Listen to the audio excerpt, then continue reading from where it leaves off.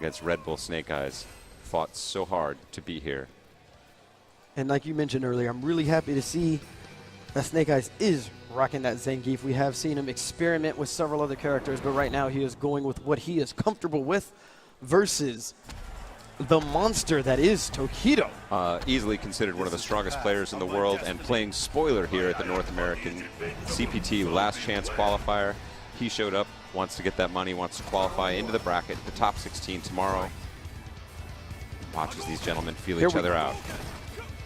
I like that. The patience already. Snake okay with just blocking. That's what Geef has to do.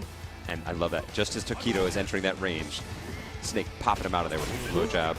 Nice punish there from Tokido. Wow, jump back, low forward, catches him in the head. Interesting stuff. Silences the jab, representing the parry. There it is, gets them both into the pile driver. Denies the solar plexus. Snake Eyes on the board. Oh, Makes a bet, doesn't pay though. Tokido doesn't make him pay. Oh, there's the parry again. Beautiful. Man. Can he keep this up? Those are the kind of reads he's going to need to make this work. Nice Larry out of the air. Tokido wakes up with button, drops it. Still a little behind. Snake Eyes playing. Approaching that range. That is exactly, this is a game of ranges. That is what controls exactly what is optimal. Pulls him in, gets the block. Okay, looks for the standing forward. Nice, I like that. Tokido playing very cautious. Tokido loaded up with that V trigger. Oh, nice. Oh, doesn't quick it. Oh, and he closes it out. Snake no. with the read. Learned on the streets, hard experience, knows when he wants to be in the air. Absolutely. And pulls him out of there with the EX SPD to close it out. Round 1 to Red Bull Snake Eyes. Again? And again. Opens up with just dash for. Oh, What? No. What? And that was such a perfect setup. Baiting him to hit a button and knowing that would put his hurt box into the range of the pile driver. Yes. Snake Eyes cleaning it up, already at 50%. Huge. Wow. It's like he knows. How many reads in a row can we get? And I love his get out of jail free card now. Okay, big punish from Tokido. Yep. Oh, Nice. So ambiguous. Super tricky. Thought he was going to end up behind him. The jabs. Now Snake Eyes wants to put on some pressure. He's playing very conservatively, holding that range. Wow, caught him thinking. Makes him think about the ground game to open up that air attack. Yeah, Snake Eyes is doing a great job with that jump medium kicks at an awkward angle and timing, so Tokido couldn't anti-air him. Great confidence here. Good blocks, doesn't want to overcommit, doesn't want to force the anti-air and risk eating critical art. Playing it patiently. Gets the combo. There's the pressure, wants to close it out. That's but right. Again, Tokido jumping back, unable to punish. Perfect timing there from Snake. Yeah, Snake is going to have to. And there's the big danger, and that, will it be enough against Zangief? No, it's not. Yet. He has enough life. Snake's still in it. Can he find the hero? Yeah, His he's got hero to. moment. He's got to flex these. Oh no, he just needed to flex a little bit longer. And so many times closed out with the overhead. We call it the can opener. Tokido evens it up at 1 round apiece. In game 1, this is a best of 3, or excuse me, best of 5 set. First to 3. Oh, nice. With unpunished. Yep. Snake Eyes had an idea what he wanted to do. Just walks forward to close that distance. And now Snake representing that towards Fierce. Oh, no. Oh Got my him again. goodness. Stay out of the air. The air is mine. Now Tokido showing a little more juice. Okay, Snake playing Wants patient. in there. Yep. Tokido being very cautious with those fireballs. Oh, Finds the sweep in there. Oh, makes him guess. Tokido wakes up with buttons. Takes the counter and the pressure. Wants to pull him up close. got to get all the hits from here. Take the combo. Oh, Likes that finisher. Wants him on the ground. okay. Oh, and that was huge. That was huge. Tokido jumping out. Wants to break that guard. Oh, but the sweep is out of range. Snake Eyes walking closer, trying to close that gap. One pile driver. Got to be cautious jumping over those fireballs. Ooh, the there he goes. last frame parry. Wants that range. Wants to be in that range. Wants the threat. Tokido now knows he doesn't have super. He can't close it out. He's going to have to find a clean hit. Good block from the low strong. Snake Eyes not afraid to flex right now. He needs something. Oh, no. And that was it. Yes. Doing the quick hop to avoid a potential low normal. Yep. Looking for the pile driver. The surprise range. Tokido finds the low strong. Closing out game 1 to the villain. The villain of this last chance qualifier. Silencing the crowd. That was a little too intense Yeah, it for was. game It one. was. It definitely was. Trying to readjust. Of a Get the mindset right, understanding. Yep. best of 5. Snake Eyes with the thumbs up. They're ready to get back into it. Ready Let's see for what the- he's got yeah. in store. And both of these gentlemen comfortable. The intensity of playing at this range, so many options online. Zangief with the sweep. Very difficult to punish from that range without super. And there it is. Gets him thinking about the wrong thing. That gives him a few frames, not in the game data, but in the mind, opening up those possibilities. Ooh, again, that jump medium kick. He's doing it at such good angles. And again, it closes, it comes out, so it hits so low that it's able to close down a few frames of reactability for Taquito. Yep. And again, Snake's been doing a great job focusing on the ground game. Oh, but Taquito gets out again, and that is what he needs more than anything. More than damage, he wants that screen space. He wants to be able to readjust and stay at his optimal range, keeping out of range of that threat. There it is! But, and this is dangerous because Taquito has now made the right adjustment. Whoa. Using the EX to armor through. Crouching medium kick on. Oh, nice. The reversals right through with the brave chest. Taquito smartly backdashing right away, getting out of Geef's jab SPD range. He wants in. Yep. He's not worried about the V trigger. Yep. Patience. Wants the position. Loves that corner, and this could be it. Yeah. Yes. Yeah, Snake Red Eyes Bull, Snake Eyes. having, Round 1 again. without question, some of the best jumps in this series so far. And really earning those jumps. Setting it up, focusing Taquito's attention on the ground game, which creates those possibilities. But now he needs to find a win. Oh, you gotta love that counter. Low fierce against the fierce. And closes out to make sure he knew. That's what I was looking for. And off to a huge lead here in round 2. Wow. Too fast. Finds the stun. Is he going to go for it? No. No. Oh, saving he's the saving meter. it. Yep. The disrespect, Mike. What do we know about this? Yes, we talked about this earlier. Don't let that bite you. Okay. Big uphill climb. That would have been a disaster if Taquito lost that round. But now he's going to come into round 3 of this second game fully stocked. And Snake Eyes must climb the mountain again. Nice counter jab, but limited options for Zangief at this range. And a lot for him to think about as well. Taquito opting for more reactive game. Yes. He's going to hold it down, but now with the pressure. And again, I love those ambiguous jumps from Taquito. Yeah. It's a simple move, but he's making you earn it and taking those mental resources. It's taxing. You just don't know what side he's going to end up on right now. He is definitely bringing the pressure to Snake, and I don't know if he has what it takes to keep him off of him. And this is very bad. And that is going to close it out for Taquito again. Wow. Taquito Wow, now. that face says it all. Yeah, exactly. Staying calm, staying focused, collecting himself, understanding what did he do right to be advantageous in that matchup. Can he replicate it? We're about to find out. He leads this series 2-0 right now. Going into his mental palace, steadying himself, looking forward for what is next, wants to close it out, has that opportunity. The thumbs up from both competitors. Ready to roll. Snake taking a little minute. Yeah. I really like Taquito's adjustment in the last round. What he was is a little bit more active, willing to go in, saying like, hey, I'm playing reactive to Snake. Yep. Let's switch that up and generating that offense. But now, here's Snake Eyes making his own adjustment, saying maybe I'm playing a little too passive with the Correct. poke game. Too much chess. Let's play some poker. I mean, I think for the most part, I think Snake has been playing really well. He's missed a few grabs, of course. Not the end of the world, but Taquito's, He's got to bet big. Yeah.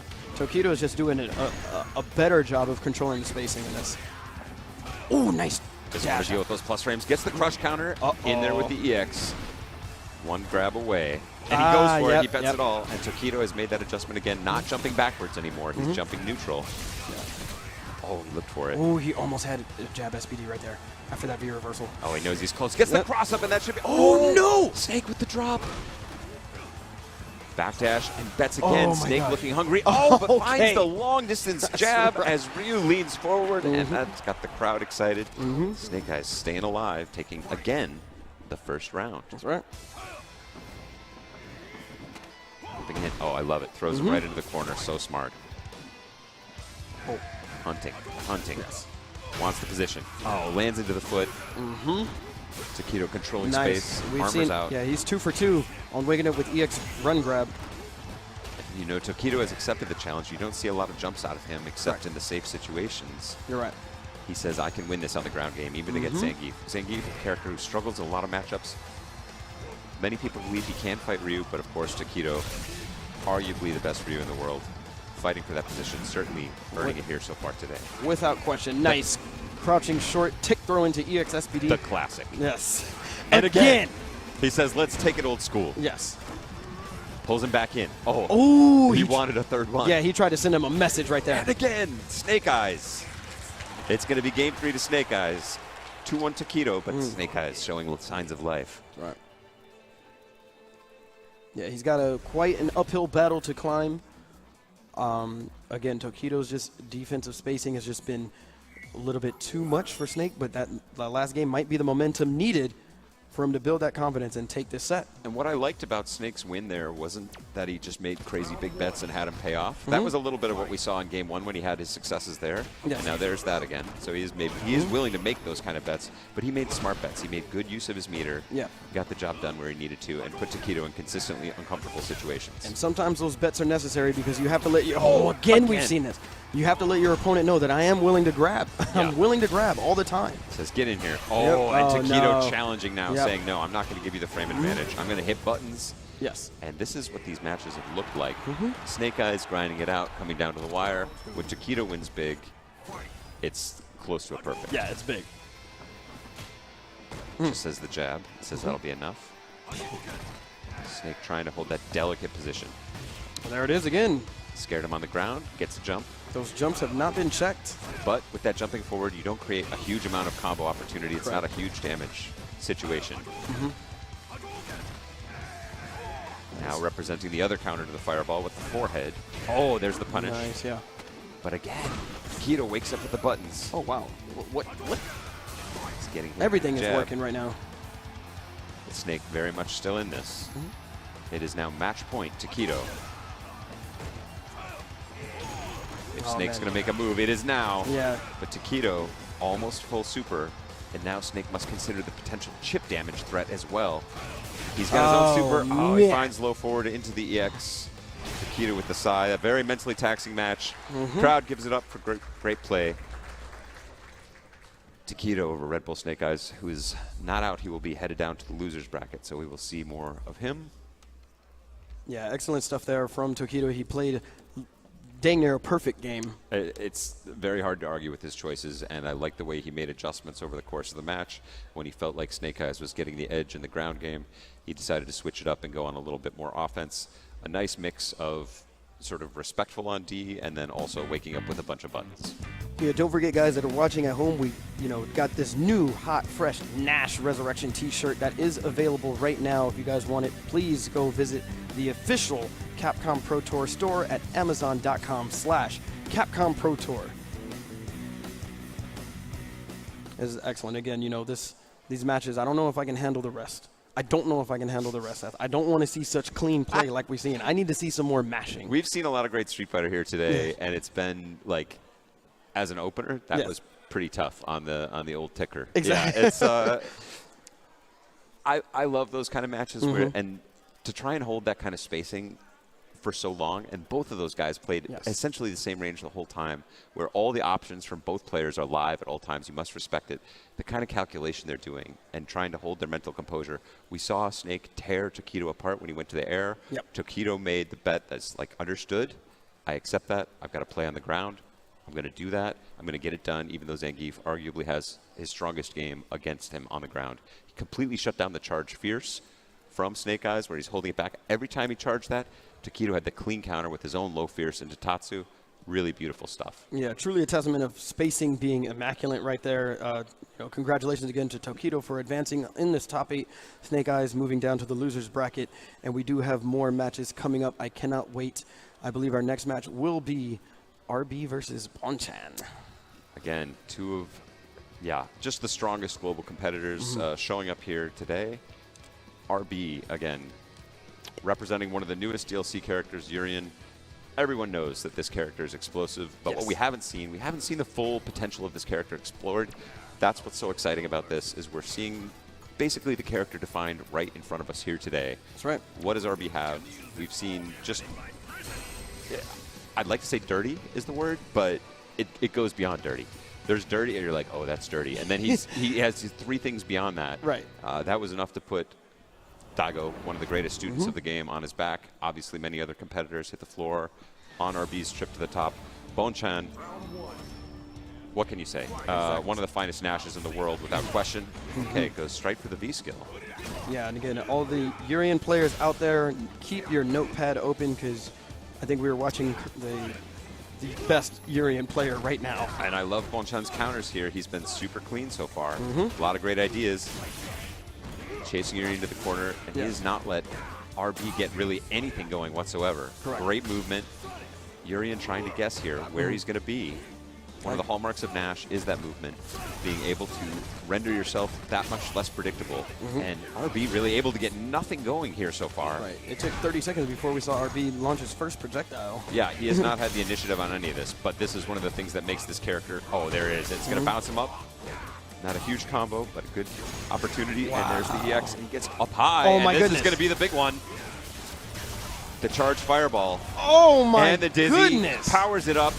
Oh, he charged the overhead, and Bonchan was ready for it. Oh, he has done nice. his Yes. homework. Put in the work, saying no. Yeah, he was Unfamiliarity. gonna, that was going to be some serious style points right there from RB.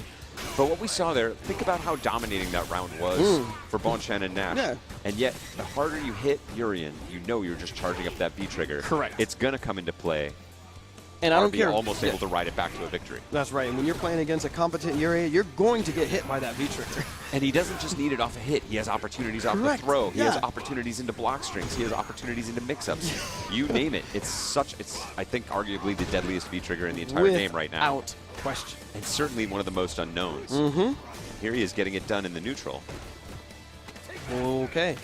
Bonchan now. Finds the corner. Oh, I love it. Oh, and the what?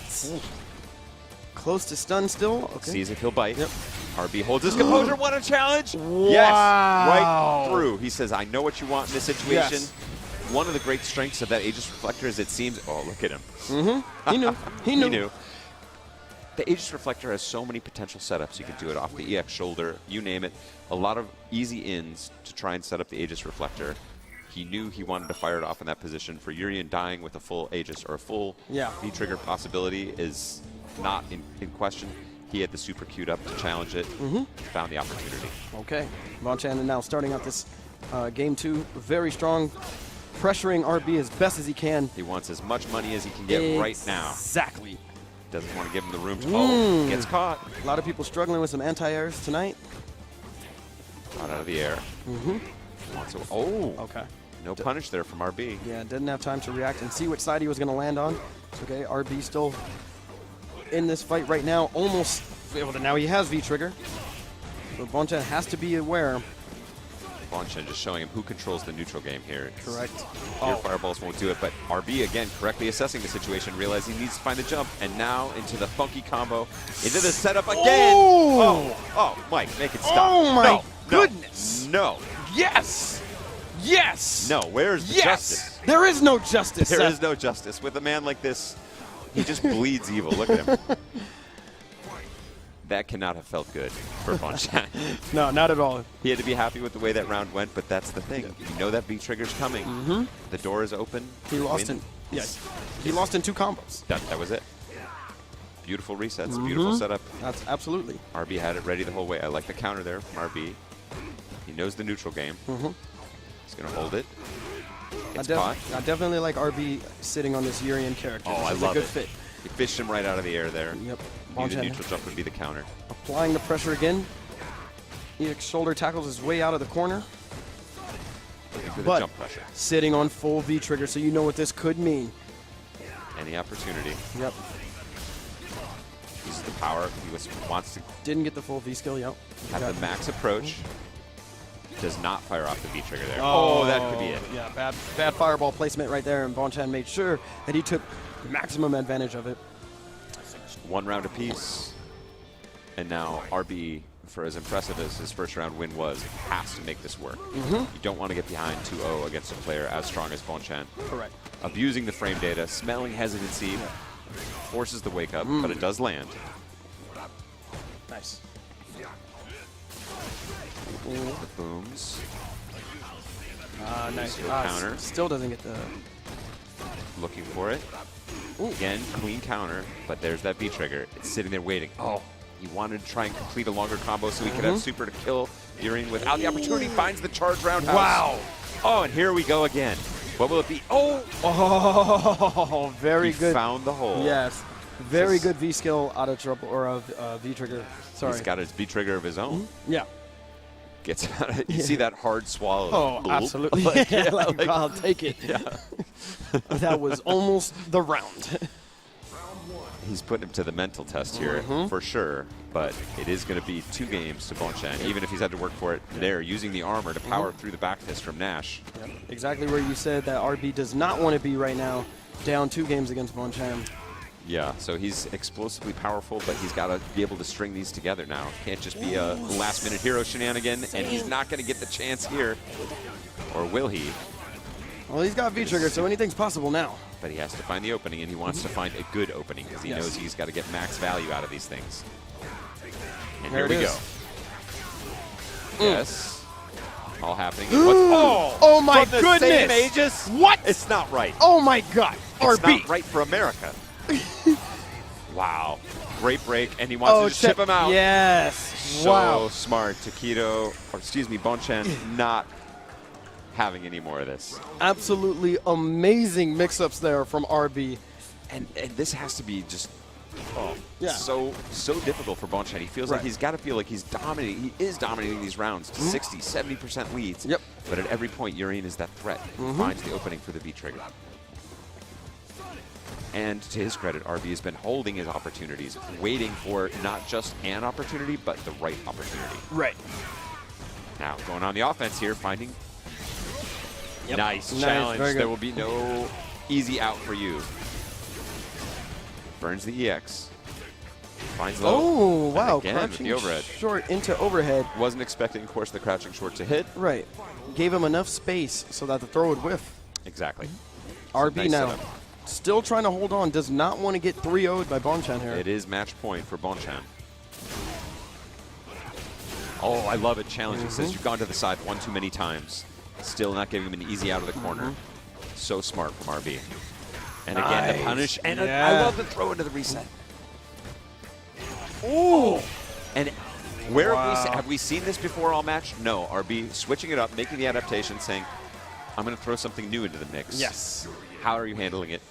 Not too well so far for Bonchan. Interesting. What an adaptation, or I should say, what an adjustment there from RB. Thank you, Mike. We need to see if there's some adaptation here on the second game.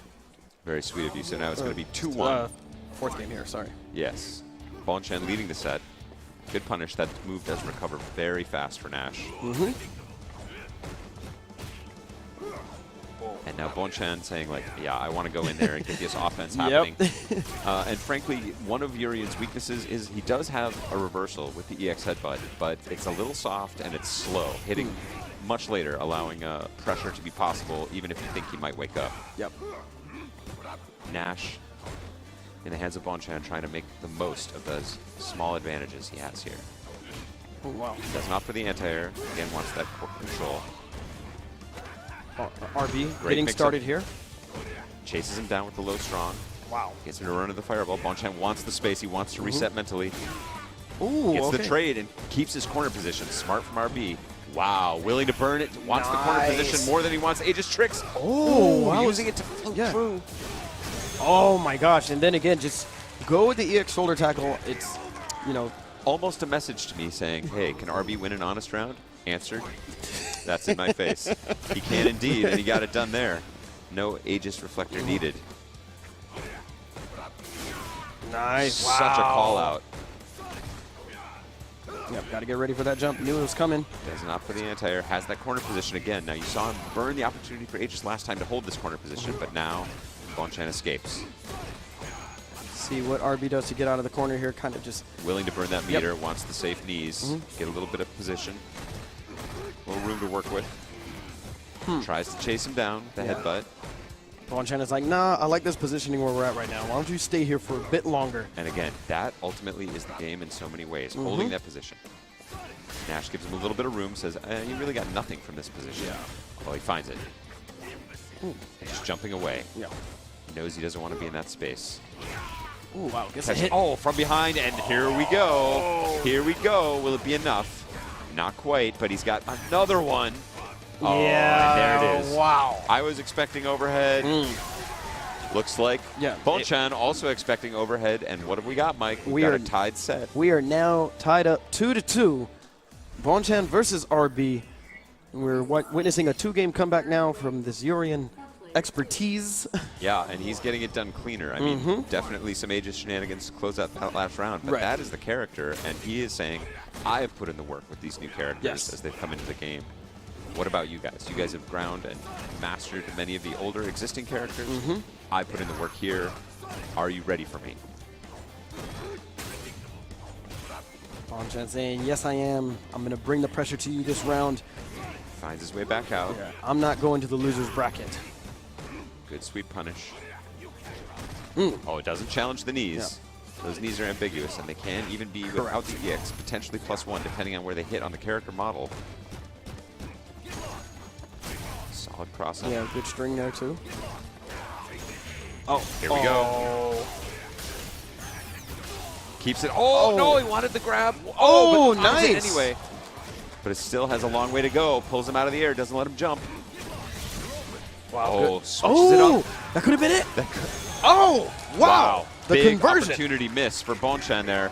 He had the opportunity there to take round 1 of this final game in the set. Not able to find it. Nice. Chopping. Yep. RB utilizing that fierce as best as possible. And the EX boom again from Nash, more of a control tactic than really a damage opportunity. Oh, he finds the clean jump in. Gonna hurt. Gets the standard combo, builds a good amount of meter. Gets out for free that time. This is definitely trouble for Bonchan right now. So RB sits on match point here. Some good resources. Already got the lead. And again, that's part of what makes Urian so dangerous. He doesn't need to hold the meter for the super. He has great uses for the EX. Pulls him out of the air. Gets the juggle. Clutch throw from Bonchan. Staying alive. Eats the reversal. And that is going to be it. RB's hero story continues, knocking down another Japanese titan. Wow. Bonchan extending the hand with the acknowledgement, you boys know your homework now. On the plane ride back to Japan, actually a little premature here. That was winner's bracket action, so we'll see Bonchan headed down. Definitely not over yet. Let's see some of this dirty. This was beautiful. And the fact that he set that up in advance with the higher Aegis, holding it down, but a beautiful counter there from Bonchan, finding his way out with his own V-trigger. I think it took RB 2 games to get over that mistake right there, trying to go for that overhead. But look at this right here. And then he had the setup already again, the overhead, completed with the combo, finds the dizzy, 2 Aegis reflectors in a row, cannot be handled by any character in the game. The elbow pushes him into it. Oh, a little bit of a drop opportunity, and again, the V-trigger pulling him out. Right, and that's when you would think that RB was out of the runnings. Yeah, great break, great chip out. Bonchan, always smart, always aware. Yep. But not quite able to handle the threat of the Aegis, and this is what makes it so dangerous. Yes. So many options to lead into huge damage. Nice. And then not afraid to just wake up and get it done. EX headbutt. It's so good. I mean, granted, yeah, if you blocked it, you get the crush counter, but nobody anticipates it as often as RB was doing it. And I felt like in that last sequence, Bonchan might have had the opportunity to pressure a little harder than he was able, because there are holes in that opportunity. You can pressure with some jabs and still have him recover in time before those reversals hit from Urian. But because of the whole pace of the match, he wasn't in the right position at the right time. RB, his story goes on. Exactly. Again, like I said, I hope the Urian players out there had their notepads open and wrote down some pretty useful things. You know, there's a lot to write there, a lot to learn, but excellent play from RB. We're going to see more of him on the winner's side. Also, we want to give a quick shout out again, you guys watching the Capcom Pro Tour. Don't forget to follow us on all social media channels, Twitter at Capcom Fighters, on YouTube, Capcom Fighters TV, and on Facebook at Capcom Fighters. Go to CapcomProTour.com to follow along all the information related to the tour and to get updates on upcoming events. So let's take a look at the losers bracket in the top 8. So we had NY Chris G, who will be facing Jiwa. Now that Bonchan has lost, the winner of NY Chris G and Jiwa will face off against him. Following that, we'll have Daigo, the Beast, Umahara, the global ambassador for esports, which is just such an incredible title. What a title. Up What a against title. Vagabond, who wanted, we talked to him earlier, he cited the fact that he really wanted to challenge himself against some of the strongest players in the world. Harder to ask for more than the legend of Daigo himself. He'll get that Exactly. opportunity, and the winner of that will take on Snake Eyes after his defeat at the hands of Takedo. So it looks like we have Chris G versus Dark Jawa at the sticks now, getting ready for their next match. What we're going to see? We're going to see Guile. We're going to see Ibuki versus Ken. That's true. He's got a lot of potential threats. I'm such a huge, huge fan of Chris G's Guile. Yes. Yes. And we are going to see it. Jiwa sticking with his traditional Ken. I'm trying to figure out how I would characterize Jiwa's Ken and sort of what sets it apart. Certainly calculated play, but he does have like a grimy edge to him. He's willing to use it, and that's, I think, a really necessary ingredient for Ken players. There's a lot of things that, according to the frame data, shouldn't quite work out for him, but with the right opportunity, and if you get your opponent thinking about the wrong thing, they can. I love the standing jab opener from Chris there. He's not afraid to throw sand in your eyes during the match. And Chris getting a little information about how hard Jiwa wants to commit here. Oh, wow. Falls out of it and gets the throw. Wakes up with the throw. Successful with that. Breaks the second one, saying, nah, that's enough. And gets Jiwa not to anti-air him. Gets a free jump in. And again, Jiwa not able to connect. Dropping some stuff. Responds with an uppercut right away. Doesn't want to let Chris take too much advantage here. All right, now we're going to get the boom game going. Threatening the overhead, but a little bit out of range. And wants to reset the position, hang back. And I love this from Chris. He's not overcommitting to anything. He's not giving opportunities for Jiwa to. He's saying you have to force the offense. Oh my goodness, that far, really? Perfect spacing on that. Chris battling out, finds the counter. Will he jump over? No. Nice. He says, I'm comfortable. Finds the throw. Love it from Chris. Strong stuff. Chris was also hoping he could push the body on the floor into that sonic boom. Didn't have the distance. Said, all right, I'm done.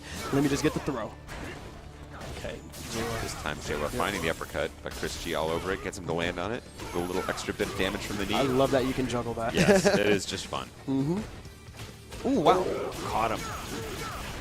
Like, neither way. It was almost like he felt like Jiwa should have been sorry for that run. Correct. After going so long. So he's like, yeah, he won't try and hit me now. He'll go for a throw. And what a quick round there from Jiwa. After that, after the run in. Oh, and the elephants. Guile, please. That doesn't feel good. No.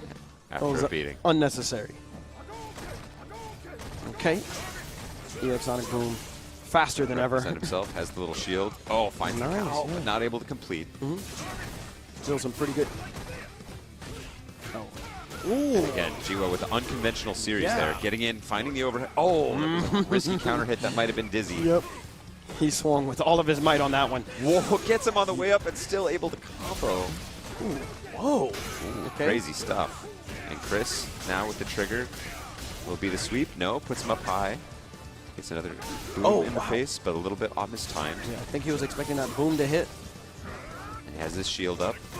Sees Jiwa will overcommit. He does not. Very calculated game for both players. Yeah, nice evasion there from Chris. And not swinging at the Exactly. EX Tatsu. Such a dangerous move in the air. It's very hard to attack it. Chris decides the gamble not worth it. Goes air to air now. Still has the shield on the ground. Oh, this could be big. Yeah. Wow. Gets the corner carry, but not quite the kill. But it's the last hit for Chris. Wow! He comes up big with a flash kick. Not even EX. Oh, wow. Just what? The Tatsu. Yeah. On the way up again, clipping him in the head, understanding exactly what the opportunities there are. Chris not too happy about that one, understandably. Game 1 to Dark Jiwa. Round 1. Fight. Oh, knew he wanted to throw the boom, finds the jump in, threatens with the throw in the corner. Chris gets the break, but still has a lot of work to do. He's behind in a terrible position.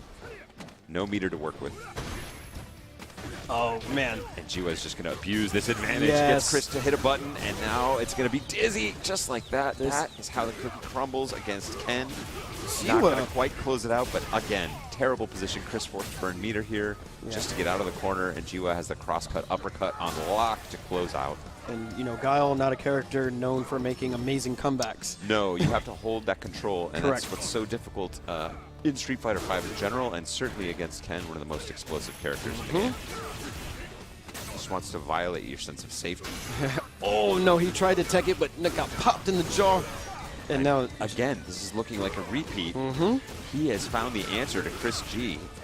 wow. Oh, gee, wow. Just, what can you say? Light on his toes. He was right about every single button that Chris hit Oh, my. a lot of times in a row, and he looks, Oh, I'd say, pretty comfortable. Wow, this is kind of maybe a bullying type of gameplay that J-Wa's playing. Chris G may be switching out the glasses for the good glasses. That's right. It's Okay. like taking it seriously now. He's going to try and level up. Shake it off. If we see difference in gameplay, we need to get those glasses inspected immediately after the Sticking match. with Guile. That was a, yes, I think that's fair to say. That was just a beating. Yeah. A beating in game 2. Absolutely. And now it's a match point. Must-win game for Chris G. Ooh, nice. Getting good flash kicks, good Classic spacing. Guile. And that flash kick charges so fast. Yes. In Street Fighter 5, making it viable. Oh, it catches Jiwa knowing he wanted to hit a button. And Chris has been pretty successful at this kind of range. He's winning most of these exchanges. That's Right. where we've seen his success come from. But Jiwa eventually finds a way to violate this space, push Chris into the corner, and that's where he's just destroyed. Ooh. Oh, Chris crush. Oh, wow. That Tatsu is so difficult for Guile against the booms. Chris finds the punish there, opts to spend the meter to optimize the damage, finds the back throw. Oh, no. Great position. Oh, he called it out. Yeah. That's exactly what he wanted, but the fierce one caught him anyway. Exactly. He said, oh, I know he's going to wake up DP, so I'm going to backdash and get out. What? He did the fierce DP, Yep. and yeah, frankly, I think that was the right calculation for Jiwa, not just because it worked, but because he had nothing to lose. Correct. With Exactly. a bigger punish, he And was already down to last hit. And you're all about maximizing opportunity. That's the game. Nice, very composed from Chris, and he must hold this center position. Excellent. Smells it out. Again, trying Nice to wait. force J-Wa to think about that Sonic Boom, saying, you better block this on wake up. Haha, just kidding. Here's a throw. Chris looking so composed. Now that he's able to get this kind of open water, middle ground space, he's able to get it done. But now G with a little bit of frame advantage to work with, but jumps in at the wrong spacing. Goes low, no opportunity from there, but here comes Jiwa. Oh, a drop. wow. Chris pushing him out. Baits out the uppercut. Wow. That should be it. Yeah, nice. Yeah. Chris G. Chris G now answering back, taking a game. He's on the board, and again, I think that basically encapsulates this matchup. If Jiwa can push him to the corner, things look dark for Chris G. Yeah. If he can hold that open middle ground, Nice work. he's on the bait. Very good stuff. It's nice to know you're watching. Yeah, I'm After all paying these attention. years, I'm you're- paying you still attention. got me, baby. Okay, now J-Wa, ooh, look at that. Trying to figure out what went wrong there. Is he counting on his fingers? Possibly The some frames. math. That's right. The big arm swing. Okay. I think that's an Alex move. Yeah, it is definitely now. Yeah. He might be signifying that he's going to switch characters right now. Oh, no, Stretch okay, it goes out. right back into it. It was an ambiguous thumbs up. Knows he has to get in. Chris with a nice punish, gets the sweep, and he wants to hold that space. And I love how Chris is willing to not. Part of the thing that sinks so many Guiles is they want to boom at the earliest opportunity, rendering them predictable. And Correct. Chris is willing to sit there and just jab for a minute and try and be unexpected with the next button he's going to hit. But now dangerously in the corner, Nice. Jiwa Okay. overcommits, Chris back out. Bad jump there. It was. Jiwa checked it. Yep. I like the idea. Chris wanted to switch it up, but now a little bit of risk. Needs to get some booms on the screen. Yeah, I think J-Wa's developed his game plan. He said, wait a minute, I'm not going to do anything risky anymore. I'm just going to wait. You Yeah, know? and Chris has been trying to be tricky. Wow, runs under. He is getting so much mileage out of delaying his attacks. Yeah, and let's talk about the adjustment made there. So Chris tried to make the adjustment of having unpredictable boom timings by just sitting there and jabbing. Jiwa said, like, look, essentially you're doing nothing. Correct. So I'm just going to go in on you, and he did, and found that success that we were talking about. Oh, there it is. EX. EX Tatsu, basically a dive kick. Almost called it, yeah, EX dive kick. That's you're right. Uses the EX fireball to make it safe, and here's that pressure. And the story of the match, this looks exactly like that really brutal game 2, and this could be it for Chris G. It is match point for Dark Jiwa. Pushing. And again, that double tops the second time he's gotten away with that. Chris without an answer. Oh, Oh, no, doesn't get anything going off with that jab, and Dark Jiwa takes it over Chris G. advancing. That'll be the end of NY Chris G's story. Getting into this tournament from the Last Chance qualifier. We've seen him have success at Red Bull Battlegrounds in the past, but his story has come to an end. Really a nice match of Street Fighter, though. Yeah. The early game looked one way, and he found a way through. Dark Jiwa able to counter that, go big in game 2, explosive. Well, let's take a look at some of these replays. Yeah, this was close match here. You know, Chris hanging on by the skin of his teeth, trying to fight, but nice response from JWoww with the Tatsu. Just knowing how those hurt boxes extend beautifully. Great overhead with the double shimmy. Pulls it back. Walk in, walk back, walk in. No. And Chris gets the boom out in yeah. front of him, baits out the uppercut into the big crush. Chris making that adjustment necessary, kind of played the spacing game correctly, but JWoww says, you know what? And this is the thing that JWoww got away with twice. Gets him from behind. A little wait, too. Yes. Doesn't hit the strong at his earliest opportunity. Waits just a couple frames to put a different idea in the opponent's head. And then he closes it out. Chris was already dead, basically, by that point. It's such a mountain to climb from being behind that kind of deficit. But I got to say, that was some solid Street Fighter on all fronts. Absolutely. Again, congratulations to JWoww. He will continue on in the loser's bracket. He will be facing up against Bonchan later. We want to give a shout out, of course, to one of our beautiful sponsors, XSplit. The Capcom Pro Tour broadcast is powered by XSplit, so make sure you guys pick it up now. You can save 20% using the discount code ProTour2016. For more information, please visit xsplit.com/CPT. Don't forget to follow them across all of their social channels at XSplit. And here we go. A storied match up next. Vagabond, coming from the world of online competitions, winning a 300-man bracket in the final competition to earn a spot, to come here today to try and make his way into tomorrow's bracket of Final 16. Only the top 2 today will make it on. He asked for challenges. He has received challenges, many of them thus far. We've seen some of his matches earlier. This is a guy who really embodies the playstyle of Necalli, but has like a measuredness to it. There's a brain behind the brawn, behind the wild man style of Necalli who gets in your face. I really like his approach to the game that I've seen thus far, but up against Daigo Umehara, who has no small amount of experience against the character, many strong opponents in Japan. Haitani, one of the early pioneers of Necalli as a character. Right. Daigo knows the match.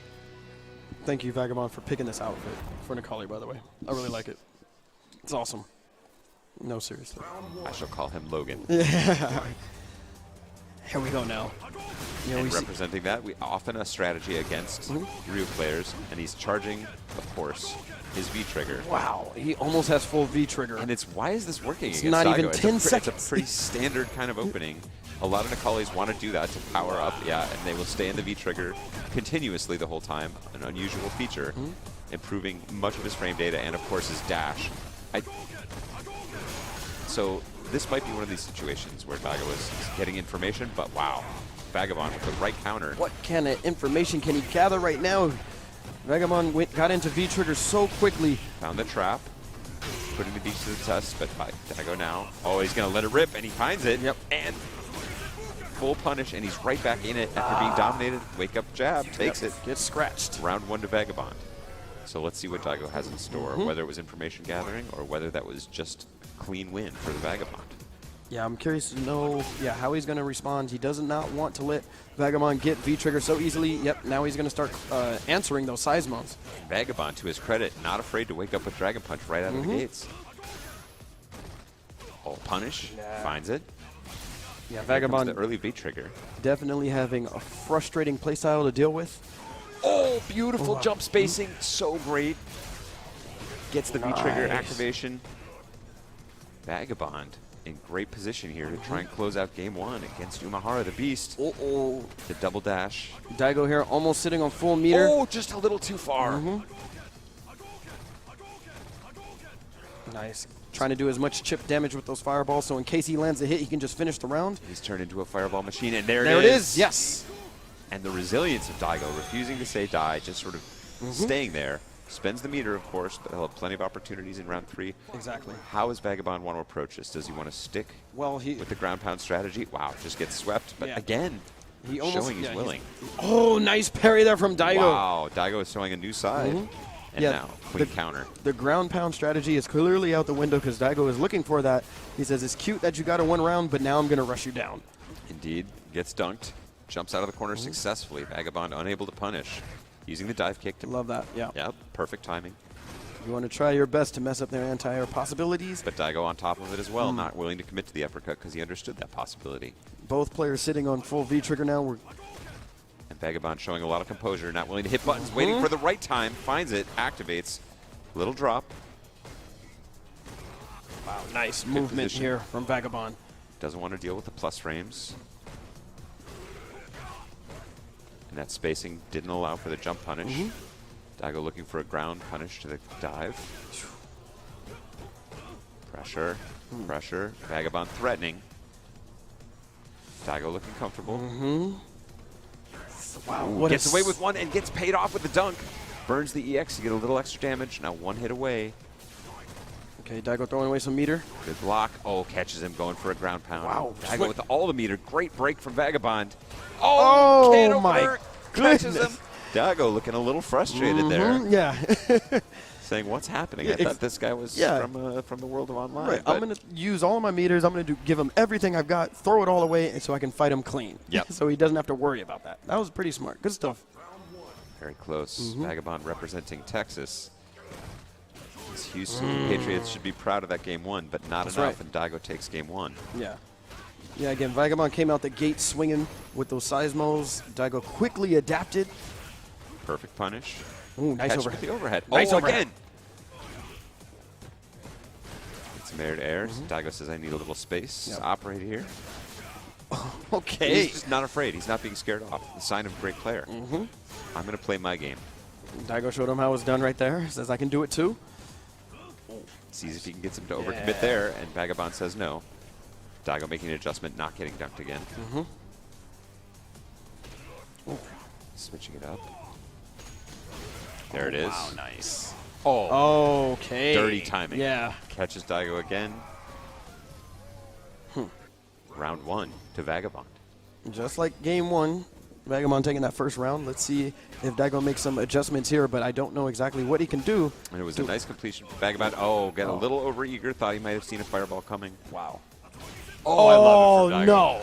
And just when you think, just when you think no. you got a read on the beast, he changes things up completely. That's correct. Oh, Daigo. Such control. God. What is there to say? Well, yeah, what? Yeah. Just sitting there, just He's saying you got no good options here. like I'm just gonna gonna let go wait of this it stick out. for a bit. And now Vagabond going back to an earlier strat. Daigo That's holding true. it. Nothing wrong with that. I mean, he did only go with the strap for about 1.5 rounds. Yeah, and and then it's the wheel of options, Yep. right? Once you can get your opponent thinking a different way, and it's impressive that Vagabond's able to make those kind of switches. Yep. Uh-oh. And that's the correct punish, the double dash, to threaten those. Oh, catches him in the face. Uh-oh. Yeah. Daigo now on the offense. Ooh, big damage. Wow. And the corner position. And instead of the dunk, and he's going to burn the super. Yes. That was a good decision right there. You know, Won't kill. got the meter. You got to use it when you can. So close to the victory here. Wants to go 1-1. You're about to. All you need to do is make Daigo block like, Oh, and those are great trades. Oh, Daigo. Yeah. There it is. Not afraid to hit a button. You see him there it is. reeling back a little bit in the chair. He's definitely feeling the pressure. But as a credit to him, he is holding very firm. And this is Absolutely. some of the kind of the benefit experience of playing a lot online can get you used to that kind of thing. You're just able to maintain the composure. You know what needs to be done. Keep your eyes on that prize. You know, getting those games like that, the way he did, is the confidence you need in a matchup like this. You know, you're here, you want to prove yourself. You're going against the beast. You want to make sure you do everything possible to secure a victory, and just getting a game might be enough confidence for him to take this set. I love this so far. Daigo opening with a jump in, very uncharacteristic. Yeah. Tried to scare Vagabond off his standing fierces. Okay, now he seems to have a better read on where he's going to uppercut. Oh, and caught him. And that'll be round one of game 3 to the beast. And I got to say, getting knocked into this cockpit and being shot away, like, that's a tough walk back. It's a walk of shame. Seems like it might be like an hour until you get back into the arena. Probably is. Daigo finding the EX option select, counter sweep, pressure with the throw, dashing in, dashing back, switching it up, finds it again. A lot of movement going here in game 3. And this essentially looks like a different Daigo. This is the offensive Daigo instead of sort of the defensive. Ooh. Brings it in just like that. Max height. Oh, Even up. yep. Nice. Wow. Good. Not afraid to uppercut. No, he Finds does the not. low. Uh-oh. Vagabond now has to be careful with his approach. Daigo seeing if he can get him to commit to something now. Fishing with that stand forward. That's what makes it so powerful in this situation. I was going to say, does he want to try and save the super? No, He does better not. Yeah, but he does the full combo anyway to just triple ensure the death. Yeah, stand forward is a great poke on its own. Generally doesn't lead to anything. When V-Trigger is powered up, he can cancel it and combo out to huge potential damage. Just as he did there. Part of what makes Daigo so dangerous, he's known for not only gathering information, switching his playstyle. It's so difficult to maintain one playstyle and make adjustments within it. Daigo essentially has 2 entire complete Ryu playstyles in his head at one time. So what he's doing, when people talk about adjustments, you can talk about, well, this is what this guy does in Wake Up, here's the places this guy uppercuts. The kind of adjustments I think are fully possible. He's got not just adjustments to sort of individual moves or specific situations, he's got whole playstyle adjustments. Yes. Not just sort of in general, but like a full defensive Ryu, a full offensive Ryu, and is able to switch completely between them, changing not just one of his options, but changing 8, 10 different kind of situations. So everything you think you know about him as a player then switches and becomes a liability. Both showing, again, different kinds of pressure. I like that Vagabond has so many different styles, and we did see some of this earlier from him as well. Perfect counter from Daigo there, saying you can dive kick your way on in, but I'm able to throw you on the ground. Right. I mean, it's so quick into the match. And, of course, Vagabond is about to be fully charged here with some V-Trigger. We're going to see him go into that. Looking for the opportunity. He wants to get paid off for it and finds solid damage and the activation. And, again, the pursuit. Now Dizzy a possibility? No. Yeah, he was hoping that he could get Daigo to keep blocking, but, oh, man. Input error there. Yeah. Oh, and you remember those uppercuts that we were so Yes. impressed by? The last, I believe, 4 in a row from Vagabond. Correct. Have been blocked by Daigo. Yeah. Baited out successfully. He, you just needed to learn. And granted, you need more than a game to learn about your opponent. That's what's the value of long sets. Nice. I like the timing on that EX uppercut, catching him out of the air. It was an aggressive play. Good punish there on that block sweep. Block Finds roundhouse. the jab, not able to complete the combo. It was the risk. Survived by Vagabond, but cross up oh my short, and goodness. he's going to cash it in. Scaling not so great, but solid damage overall. Vagabond in a bit of trouble here. Ooh, gets a Finds big the hit. jump in, that's what he needed. Doesn't want to overcommit. Great tech from Daigo. Will he close it out? Yes. One more. Oh, and there was the dunk no. opportunity. A little bit Doesn't too- close. Oh, it doesn't matter. Still picks up the pieces where he left off. He is playing some really solid Street Fighter in neutral, and that was the difference in that match. He found, I think, 3 distinct neutral hits, cashed him in fully. That was enough for the round. Okay. Vagabond again going back to the V-trigger game. And I really love the air-to-air. Even though he found a jump in the last round, well, this is match point Daigo. We should mention that as well. True. Vagabond has to get it done this round. Right. Dashed in, countered by the low strong. Now Vagabond without the space to do the standard dash back and forth Nikali shenanigans. He trying to figure a way out. Doesn't have, finds the jump. He waited patiently. Nice. Wow, it's just going to burn the super right away. As he should. This is going to do some good damage. He needs about 2 combos to take Takes a this. small lead. And Daigo is just waiting. He says, are you going to go in for the dunk? I got a jab waiting for you. Solid pressure. Daigo says, I want none of it. A lot of gray life there on Vagabond. He might want to let it heal. No, doesn't get it. And he gets a very highly powered crouching strong, essentially. Vagabond. Oh, runs Nice into the uppercut. DP. It's going to take the starch out of his shorts. Wants the jump. Not that time, but Daigo lets it sail. Wow, just ran. Yeah, I love it. I love that idea from him, but not enough to kill. And there's the sweep. And will he go? No. Shows him respect. Oh Tries my to counter goodness. poke. Wow! What? wow. Vagabond. With the fist bump in the air.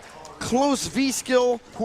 Yeah, what Nikali in the world would have thought that's the proper counter in this situation? He just wanted to protect himself. Insight. He said, Daigo, get off me, please. This space is mine, not for rent. Occupado. And now we're going into the final game here between Vagabond and Daigo. I like that. Like just going in. Yeah, Regular exactly. throw. Let's do it. Great punish. Playing a little cautious here. Nice. The DPs are going to begin flying here in Beautiful this wait. final round. Yeah, Daigo waiting just a little bit on that. Okay, too far. Didn't get the crush counter. And again, Daigo with the perfect counter. I'm going to play. He's not trying to fight the dive kick in the air. He's playing around the dive kick. Now Daigo getting called out on his own uppercut.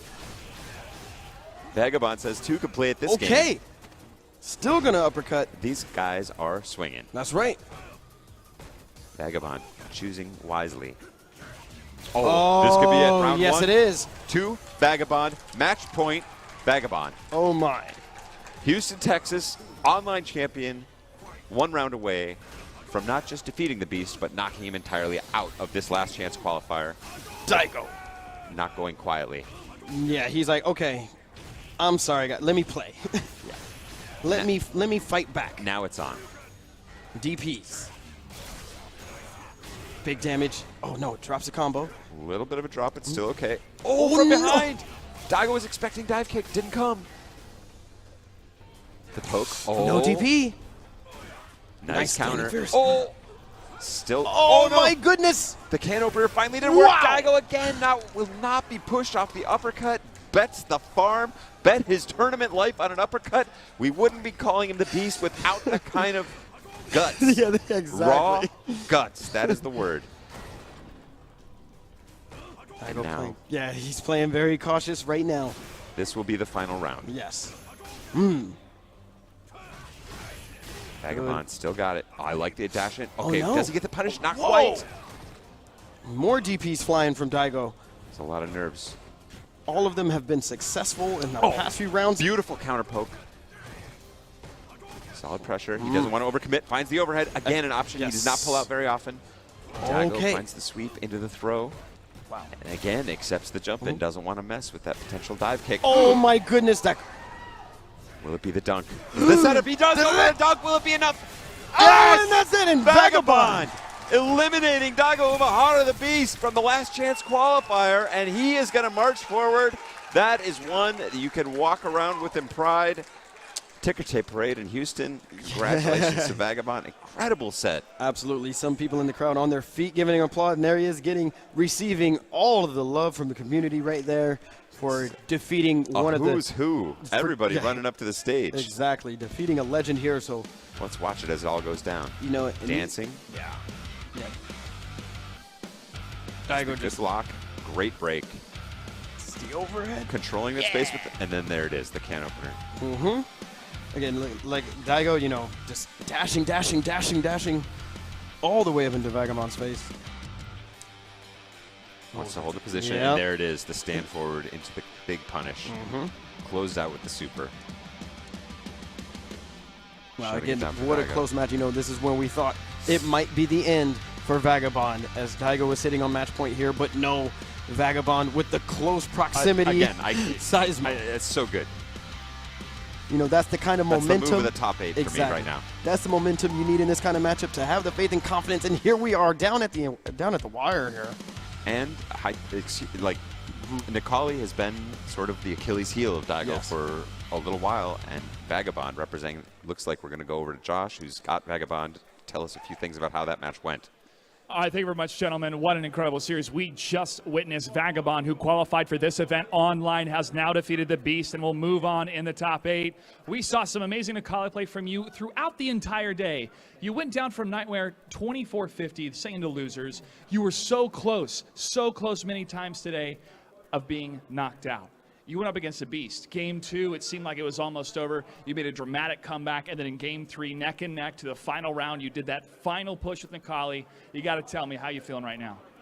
Oh man, it's crazy because honestly, you know, everyone's support. Thank you guys very much for the support. Thank you. I'm honestly kind of speechless right now. You know, growing up, I grew up with Street Fighter 2 ST, Third Strike, and you know, Umehara-san, Daigo has always been like a role model for me. And this is actually my first time ever playing him. So, you know, going into top 8, I saw that I was matched up against Daigo, and I was like, man, this is like just getting to play him alone is like a dream come true, because I grew up watching his videos and like Evo Moment 37, all of that crazy stuff. So I'm speechless right now. It's a moment we're all going to remember, but you still have more matches ahead of you. Does this re-energize you? Does this refocus you for the rest of your matches today? Yes, this is actually this is a good step towards going even higher in the tournament. That I don't know, man. I don't know what to say right now, but yeah, no, I'm gonna keep my head in the game. It's not over yet. I still have like 3-4 sets before I even get to the first or second spot, right? So I'm gonna continue trying my best, and I think I play Snake Eyes next, so it should be a good match. Give it up for Vagabond, folks. Staying in the top 8 from Texas. And also, huge shout out to Daigo. He's a legend. He fought hard. We wish him all the best of luck. We're going to throw it back to the commentators. Take it away. Yeah, great words there from Vagabond, the people's champion of this event, if you will. For sure, and there's been no shortage of theory crafting about this event and Correct. how it's all going to work out, Yep. who's going to beat who. Nobody saw this guy coming. This is why I love this game. Can't sleep on anybody. The moment you take your eyes off the prize, that's when a young guy like this is going to come up. Yep. He's showing a lot of respect, a lot of history for the game. He loves it. His first chance to play the Beast. Knocked him out of the tournament. He's marching on. But I think we're going to head right back into the action here with Bonchan up against Jiwa. It's going to be interesting. We're going to see some booms. We're going to see some tatsus. We're going to see everything. Yeah, definitely. You guys can see the brackets right there on your screen. Bonchan versus Jiwa, and then of course, as Vagabond mentioned, he will be going up against Snake Eyes later in the losers round. We're going to see probably some Geef and Akali action. And again, like another great challenge for Yes. Vagabond. He did ask for that. That's exactly what that was his greatest wish. And you know what that says to me? That's the heart of a champion right there. Yes. He didn't ask to win. He said, I want strong opponents. Yes. Who says that? You know who says that, Seth? Tell me, Mike. Real competitors. Real competitors. Sounds a little bit like Ryu. Well, speaking of great competitors, We got two up on the stage right now about to square off against each other. Bonchan versus Dark Jiwa. Wow. got to imagine it'll be Nash and Yep. Ken, Yep. unless these gentlemen have some surprises in store for us. The Red Bull Bonchan, yeah, I like the way his Street Fighter V game is developed. Around the edges particularly is where I think you see some of his personality shine through. Yeah. He is a guy that runs the numbers, that knows all the angles, plays just a ton of matches to have every situation covered, but then has a little bit of explosive opportunity just past that. That's right. And I never get tired of watching him. Speaking of explosive opportunities, Jiwa, definitely an explosive player. Pushing him to the corner. Will he be able to? No. Whoa, Wow. whoa. I respect that from Bonchan because he was looking for an opportunity to V-reversal. Jaewon knew it, didn't give him the button to hit to V-reversal against. So Bonchan seized the opportunity, just dashed forward and threw him. So great. Excellent, yeah. Jiwa here still trying to stay on top of Bonchan, but he is definitely a slippery Nash. He's constantly evading a lot of the Covered pressure. in oil. Yeah, you know? He does look a little, I don't know how you got to be applying something to get the hair to stay like that. Absolutely. Especially under these conditions. There's something about Bonchan indeed. Looking for the counter check, just standing short. Doesn't come. Oh, okay.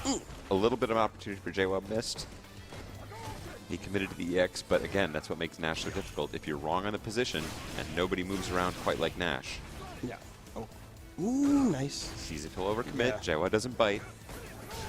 Oh, finds it there though. Yes. Burns the EX, not enough. Okay. Overhead, what's it going to be? Low? Wow, standards. What? Okay. The call out and the meter to do it. Oh my goodness. That is the tech that we've seen, and if you hold that meter and you have your V-trigger stored, that's exactly what you need to close out the match. Excellent, excellent, excellent decisions there all around from Bonchan. Combined with recent tech discoveries. Yes. Good Nice. challenge out of the air. Take what you can get. Jaewon wakes up swinging, recognizing it was a scramble situation, and that Ken is the bigger winner in those than Nash. And again, Okay, Bonchan yeah. with the standing jabs just to sort of throw off the Yep. timing, make it unpredictable. Am I going to throw a boom? Correct. And that's one of the keys. A lot of new players look for the earliest opportunity they have, the first open frame to do their move. Yep. Not these That guys. is, yeah, that's definitely not the right approach. No, they're throwing it off just by a little bit. And that's costing their opponent mental resources. Okay, survives. And it should have been plus frames for Jiwa, but it's Nash that finds the hit. Will it be enough? Yes, it is. Absolutely. So Bonchan is going to quickly take game one here against Jaewon. Now, Jaewon was looking pretty solid the Yeah. whole game, but just not able to close it out. And Bonchan, like, the thing I would want for Jaewa is to have a little bit more control in this match. He looked like he was playing a little reactively. Yes. He was dancing to Bonchan's tune. And the longer you spend in that position, the less likely it becomes you're going to be able to pull out the victory, especially against competitors of this caliber. Yeah. Bonchan also came up big in a few sort of key opportunities. He was against the wall, and he delivered. He had to come up with a big reversal. He had to take some big chances. He was willing to do it. He got it done. And Jaewa now taking a breather before this second game, trying to understand what he might need to do to close the gap against Bonchan, because he is definitely, like I mentioned, he's very slippery. He's hard for him to catch right now. Beautiful standing jab there out of the air.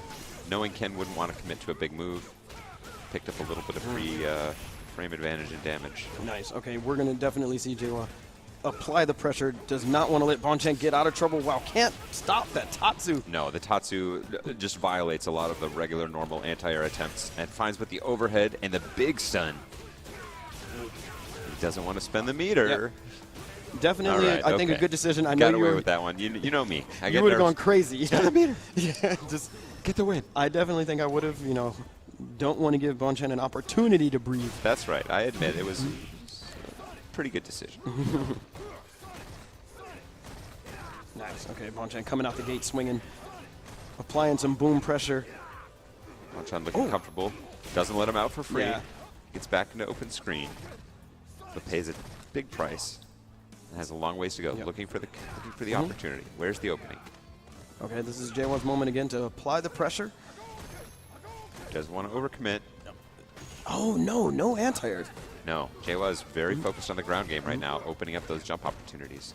Oh, he gets Nice. the counter. Gets a hit. Gonna get some corner carry combo. action here. Oh, Wants to see if he can bait it out. Yeah. No. Oh, wow, Tatsu to nice. Way to protect himself in the air. That was a very good decision. Oh, but didn't commit to his Yeah, own no. shimmy. Yeah, he didn't believe. Oh, and Okay. no anti-air came in at a funky angle. Let's see if he's gonna regret this. Wow. Oh, wow. Wake up button's not able to complete that either. He's got him dangerously close And to an Nash overhead range to Has finish the match. super. Yeah, he does. Will he want to spend it? Absolutely. There it is. That's what he was waiting for. Okay. He wanted to see if he could close it out without the super, but he had that threat on deck. Yep. And Jaewa willing to accept it, thinking carry this into round 3, but already down 1 game. Yes, definitely was a great decision. He used the resources for Bonchan. Oh, I love it. Neutral. Anti-air counter. Wow, look at that, just pushing. And again, Jaewa doesn't want to complete the string the fastest way possible. Gives him just enough space for Jaewa to hit a button, thinking he has the opportunity, then shutting it down. Nice. Okay, this is Jaewa's moment now. He's like, screw this. He's finding the flow. I'm bringing the fight to you. Bonchan sensing things were not going his way. V counters out. It's just hard to tell what Bonchan wants to do with the way he moves around with Nash. And switching it up now with a little V skill into the mix, just to throw off those timings. So many pump fakes. Good pressure, a little bit of weight, and gets paid off with the chain into the uppercut, into the EX. EX fireball in the corner, Ooh. baits it out, and that was exactly Nice. Wow, but Bonchan not out. Yep. Knew he had the V trigger to make it safe. Gets paid off with a little bit of overhead and is back in open screen. Uh-oh. Again, nice air-to-air counter. Nice. He's trying to build up another V trigger. And look at Jaewa trying to hold his spacing. Doesn't want to commit to anything, but is getting slowly whittled down. Nice. Yeah, he just got Clean frustrated right counter. there. Bonchan had an answer. He said, please keep throwing more fireballs. Thank you for building up my V gauge. Yeah, he was looking for it, and you notice, I feel like Jaewa might be calculating a little too hard and playing it Yes. too clean, I too agree. honest. You notice when he's finding the runs, he'll only ever run basically out of nothing. He's not Yep. canceling into run. He's just Right. running from sort of about 3/4 screen. He wants to run in, Close the see if he gap. can provoke an overreaction, get back into a little bit more of an exciting range for Ken. And he's getting away with that, but he needs to be, something needs to change. Right. Maybe it's a little bit more dirty pressure, a little bit more disrespect. Well, in the first 4 seconds, he already held up forward 3 times now. So maybe this is the new approach, just wants to get whatever damage he can, however he can. Nash's anti-air game, not bad, but not super damaging either. True. There we go. Nice. I like it. Yes. Oh, a little bit. Yep. Didn't quite have the frames to get the uppercut out there. And now big damage for Bonchan. And the position. Doesn't want to overcommit. And there it is. Oh, he tried no, to drops switch it, it up. I like that he just welcomes Jawa to Tatsu out of the corner because he has a setup ready to punish him, but doesn't get away with it. And now cornered himself. Oh, no punish. Oh, no. Was not ready for that. Wow, jump jab, checks the top. Oh, good punish. Interesting. Yeah. Yeah, it seemed like Bonchan felt like he had a lot of confidence that that was going to be good. Overcommitted. Jawa with the punish. Staying alive here. Needs to put a game on the board. That's right. And this is fighting for his tournament life. Fished out of the air. Perfect positioning there from Bonchan. Oh, nice crouching medium punch. Perfect spacing. Applying some pressure. Got some gray life adding up there for Bonchan. Here's something else. Can we talk about Yeah, this, Mike? Where are please. the throws from Jiwa? Where are the throws? So, Mid-screen. It's right. not a big part of his game. Exactly. I've seen him attempt. I think he's gotten off of 1, maybe 2 throws this entire set. I was just thinking when he had that whole block series before, it's like, why is he respecting all these hits? Throws aren't there to back it up. Exactly. But Jawa now Close. threatening Dizzy. Will it be overhead? Empty jump? No. He loves this. He loves the nothing into standing jab. Doesn't pay off, and not able to punish the V reversal out of the corner. Oh, my goodness. Wants to battle out. Willing to spend meter. No threat of super chip out. Yeah, next hit is going to do it for Bonchan. Oh, yes, does there it it is. The jump away jab. Super clean anti-air. Yep. Very safe, very good decision. And now Bonchan is sitting here on match point. Correct. Oh, way out of position on that one. He made a bet before the match even started. Again, just like you called out earlier, Jawa going for those kind of empty runs, Yeah. if you will, you know. The safe. I mean, they're essentially safe. Yeah. So it's. I respect the safety, but it's, you know. There we go. There we go. This is That's what you the wanted, missing right? ingredient. Yeah. Yep, okay, Yeah, this is thank what you wanted, Thank Seth. you, Jawa. Oh, no, not again. Bonchan is like, that's enough. 2 is all I'll give you. I'm still happy with that because at least he forced the wake up. That was a big Correct. bet from Bonchan. Yeah, because beforehand he wasn't forcing anything on wake up. Wow, and this is and that probably could going to be do it. enough damage. Yes, and it there's is. the super. Barely gets enough meter to close it out. Jiwa, I feel we hardly knew you. You've battled so far. I feel like I wanted to see a little bit more from him to be able to find the right mix. Maybe he needed a longer set. But congratulations to Red Bull's own Bonchan marching forward. Yeah, and still, like you said, nonetheless, congrats to Dark Jiwa again, taking 5th here. Yeah, certainly up- not yeah, no slouch performance exactly. against a field like this. Again, 512-man bracket, a lot of great competitors. As the last chance qualifier, brought a lot of really, not just the superstars. What it brought was, you know, all the hopefuls, and sort of everybody trying to squeeze through the last chance to try and get in to that CPT finals. Not Jawa today. That's right. And speaking of the CPT finals, make sure if you guys want, you can save $10 off of your 2-day pass at the PlayStation Experience, which will be at the Anaheim Convention Center on December 3rd and 4th. Fun times. Going to be a lot of great matches. Obviously, the best competitors in the world. That's right. Go to PlayStation.com/experience-tickets. Use the code CapcomCup16.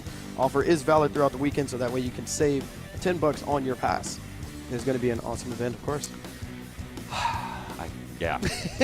Well said. I can't even think about I know. more great Street Fighter in the future. We We're not, got so I feel much like, right now. yeah, not just tonight. We've got all of tomorrow coming up. It's going to be another incredible day of Street Fighter. But before we get there, we've got some more tonight. And it will be Bonchan facing off against the winner of Snake Eyes and Vagabond. Will this be the end of Vagabond's incredible run? We don't know. This is one of the risks, I got to say, as a new player. I'm sure you've had this experience in your Street Fighter past. Sometimes you're able to take down, you get one of those sort of level up moments where you don't just face a great competitor, you beat them. Yes. And you beat them in a convincing way. You beat them in your way, and it Right. sort of changes the entire scope of who you are seen as a player. After that, there can be sort of a declension where you're not, you feel like you've already crossed the finish line and you lose some of that focus, some of that juice. So as we get into it here, we're getting the thumbs up from both competitors. Vagabond finding his center place, concentration, and of course Red Bull's Snake Eyes. Yes. The classic Zangief. What you speak on is definitely 100,000% true. Wow. I just You're think going for 100,000. 100,000. We're taking it Quite an endorsement, Mike. all the way up. You're not a man prone to hyperbole. Absolutely. But what we have is Vagabond, you know, he just overcame, you know, his match against Daigo. So I Yeah. think those juices are still strong. And he's at maximum level right now. I hope you're right. I want to see a great match. And again, I respect Vagabond's effort to try and face just great competitors. Yes. And he's got one in Snake Eyes, certainly one of the all-time greats. Finds with the jab, doesn't want to let him in. Completes the combo into the lariat, has the corner position. Oh, catches him with the big fierce. Nice. Oh, and waited, wanted to see if he was going to jump. Vagabond holding it down, saying, no, I will not do the most obvious thing in this situation. Now finding the V-trigger. Nice. Oh, beautiful neutral jump, but a drop. And that is going to be punished, putting him to the brink here. Fierce punch, Snake Eyes. SPD giving him the most damage, the best positioning, and everything. Vagabond trying to keep him away. Wow! Last minute uppercut, real deep, but answered back from Snake Eyes says, nah, I'm not going to go for these shenanigans. I mean, this is something that Vagabond has to consider and has to be afraid of. Snake Eyes is definitely going to want to grab Nikali as often as possible. And, you know, obviously for all of his experience as an online champion, Zangief, one of the more rare characters you run into, and certainly true that there's nobody in the world quite like Red Bull Snake Eyes Zangief. Ooh, nice. Finds the poke. Yep. Gonna burn the super. Did some damage. Zangief has enough life to handle it. It's true. Now he's going to take the slow march back into close positioning. And I love it that he's just going to, like he says, I'm not going to pressure this too hard. I'm just going to make you navigate this minefield, but navigate it he does. Snake Eyes finds the double roundhouse. Threatening parry. Oh, he's got him. Yep.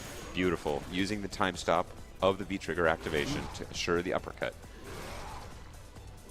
Nice. Snake trying desperately to get around that seismo activity. And thank you. Beautiful. He's got him. Oh, pulls him out. Oh, the dirty. Yes. The dirty.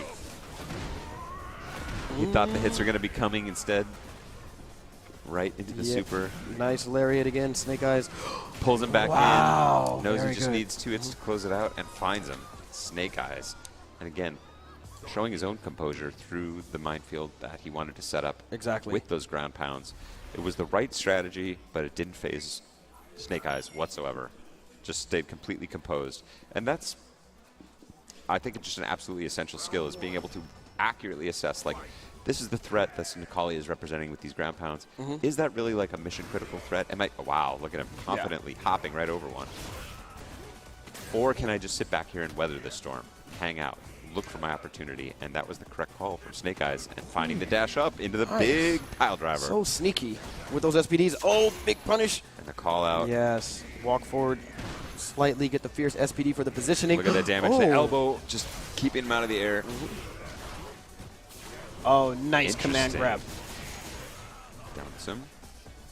And I think this is going to be the question for Vagabond in this match. Is he willing to really go in? Is he willing to pressure Zangief, or does he want to just hang back like this? Is he committed to this strategy, or is he willing to put Zangief to the test? Zangief notably weak on wake up. Right. Oh no. This is not going to be good. Yeah. Yeah, any button. Anything would have done it, of course. And I think you might be onto something, Vagabond. The zoning approach may not be the most effective right now. It's a great idea, but you're not going to shake a player like Snake Eyes with that stuff, and you're not going to get the damage done necessary to close out the match. Yeah.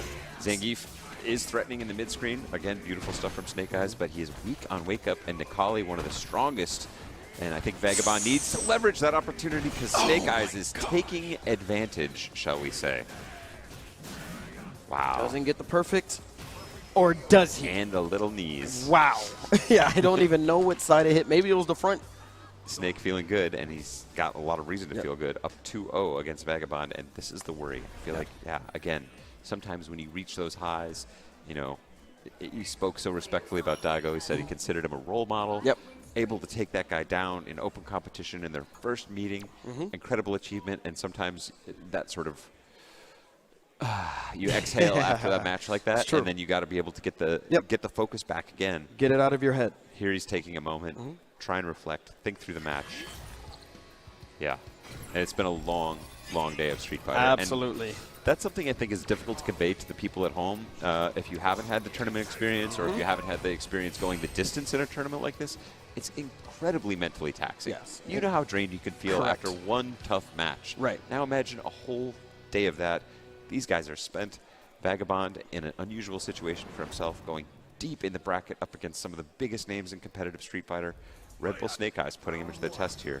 Can Vagabond find the right mix to generate the offense he needs to take a little bit more advantage of Zangief's weak wake-up options? It's got to go in. Yep. Okay, he's still committed to this ground pound strategy, it looks like, based on that exchange.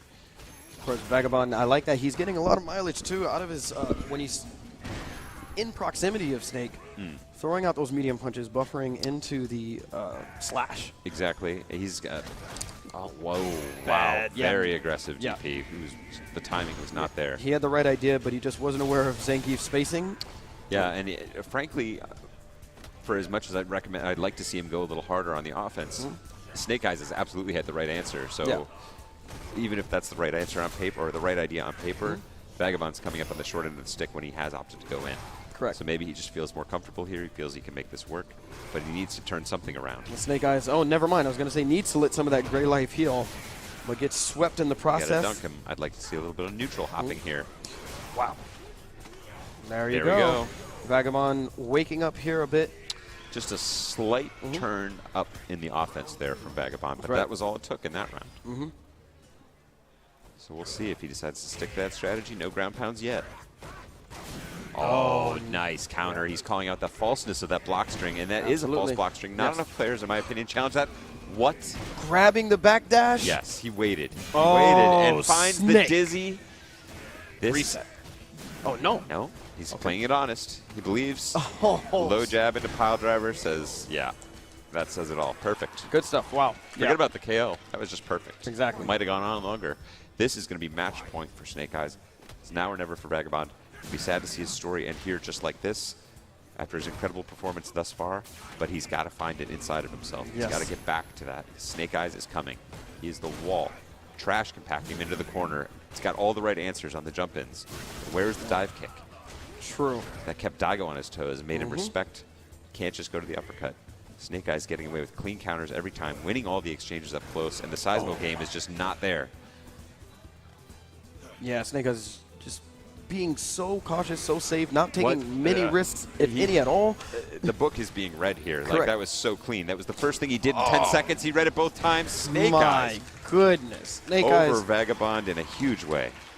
yeah, making an impressive victory over Vagabond. Vagabond cannot be happy about losing like that, but nonetheless, you got to tip your hat to Snake Eyes for such an incredible, incredible Geef performance there. And a great run to Vagabond. And I think looking at his face there as he stood up, it seemed like the tank was on empty. Yeah. That was it. And that's one of my fears. I've been in that situation before, and that to feel like you overcome one of the greatest hurdles in your life, and you're feeling it, and then your reward is just more hurdles. Yeah, exactly. The hurdles never end in life. No, and The certainly lesson- not in life these lesson. competitions. Or actually, they might end this evening, but not yet. Correct. So Yeah. we've got more great Street Fighter, and it looks like it's going to be hot Red Bull action here as Red Bull Bonchan will be facing up against Red Bull Snake Eyes. But first, let's take a look back at Vagabond's set. Again, wow, just grabs, the grabs, the grabs. And it wasn't the sexy kind of reads. It was just the right decision in every kind of place here Right. for Snake Eyes. And you'd see Vagabond sort of get an idea and like, oh, I'll try this. Snake Eyes had the answer in every situation. Yeah. I was hoping for more up-close pressure, but answers like that means this guy's in your head. Yeah, yeah. No, Snake Eyes played perfect. Look at that, just walk forward, saying, okay, you're walking back. I'm gonna take a few steps in. And maybe just a little bit of character unfamiliarity. Perhaps, certainly Zangief is very few people's most Yep. played against character. Yep. So opportunities for him to learn. But right now, it's going to be Red Bull Snake Eyes up against Red Bull's Bonchan. That's right. You hate to see these kind of things happen with two teammates squaring off against each other, but it is inevitable at this point. They have made it this far into the tournament. Exactly. Only one can continue. Who will it be? On the plus side, Yes. for our friends at Red Bull, Bonchan or Snake Eyes will be moving on to the Absolutely. losers Yes. final, guaranteed, where they will face off against the winner of Tokido or RB, who's on his own incredible run. Speaking of Yes. another kind of Cinderella story, RB certainly no slouch, but I don't think anybody was expecting him to run this deep in the tournament, and certainly not with Urian. Absolutely, but you got it. You can't be anything but happy for RB making such an incredible performance with, the newest DLC character. So. There's Bonchan. He had his notes out, doing a little consultation. And what is... Why is he highlighting? Oh, wait, okay. Well, names are switched. I think. Yeah, Here we there go. Yeah, they switched sides. That makes a little more sense. And Alex. wow, a little bit of surprise here from Snake Eyes. Has something in store for his teammate. That's right. Yeah, you hear everybody in the crowd go, what? And Alex, in my mind, is one of the most exciting DLC characters. There's the Without most sort of question. controversy about this. I think a lot of people got initially excited about Alex, and then the general temperature cooled, and people felt like this guy doesn't really have the juice. I feel like the parry has basically unlimited potential. He's got such a strong neutral game against Nash. I'm interested to see where this goes. And they're going to the beach. Not Or quite. no, not maybe quite. not. Yeah, this is no time for vacation. They got to get back in the streets and finish this match. Yes, this is Street Fighter.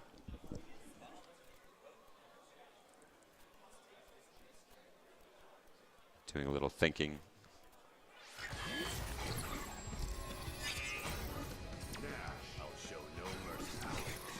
I mean,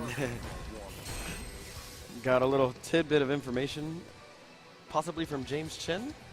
I believe that these two met before at Canada Cup, and I think Bonchan had a very successful match against Snake Eyes, which is why Correct. he's Yep. going towards Alex. I believe in Alex as a character generally. I agree with you on that. Definitely sticking the grappler, but strong ground game, representing that huge standing fierce, arguably the best standing fierce in the game, landing it early on, wanted to press his luck. Bonchan escaping an early, huge blow up. Yeah. Strong neutral game. Look at, wow. I like, yeah. He knows his way around this character. I'm with you on this, though. I do love seeing Alex. We don't get to see enough of this character. I think he's severely underexplored. Yeah, I think the for power sure. potential is beyond, and so I'm hoping that Snake Eyes can help show us that, finally he finds the jump away and gets paid off in a huge way. 40% damage. Wow. I will say Snake Eyes has seemed a little jumpy. He's got a lot. Okay, let's see. Ooh. Ooh, got punched in And the the face. stun. Didn't protect himself on that wake up. That felt like a pretty slow stun. It was a stun Yeah. that Snake Eyes didn't have Correct. to deal with. Yeah, he didn't have to eat that. But he wanted to press. I wanted to press his advantage after hitting that, after eating that huge V trigger combo. Yeah. And now Bonchan smelling that jumpiness from before and landing the EX anti-air. Nice jab. Also one of the greatest anti-airs in the game, but Without not quite question. as damaging. No, yeah. Oh! And a drop, and here's he's going to cash in Yeah. all of his resources. I think justifiably so. Oh! Showing great respect. Oh, and he gets out. There's the stomp. Nice, Pressure, keeping the big pressure fierce. going. Goes low, and there it is. Yes. This Will it be enough should... with Alex's life? There's hope. Springs okay, eternal. you're right. Yes, he's still alive. Oh, and man, that's thrown. That's why Yeah. I can't remember. I know I said it at one point where I'm just not going to guess anymore if it's going to do enough damage because I've been wrong every single time. Every single time. It goes around and it comes around. Everyone has their best games and their worst games for guessing whether the super will kill. This is clearly... With I have Alex's no life idea and the what's scaling going- from the shorts, Yeah. I vote for the side of hype, which means it Okay. won't kill. Plus, you know, so we don't have any Karens or Chun-Li's. True, which true, are true. a real heartbreaker. That's right. Plus 700%. Yes.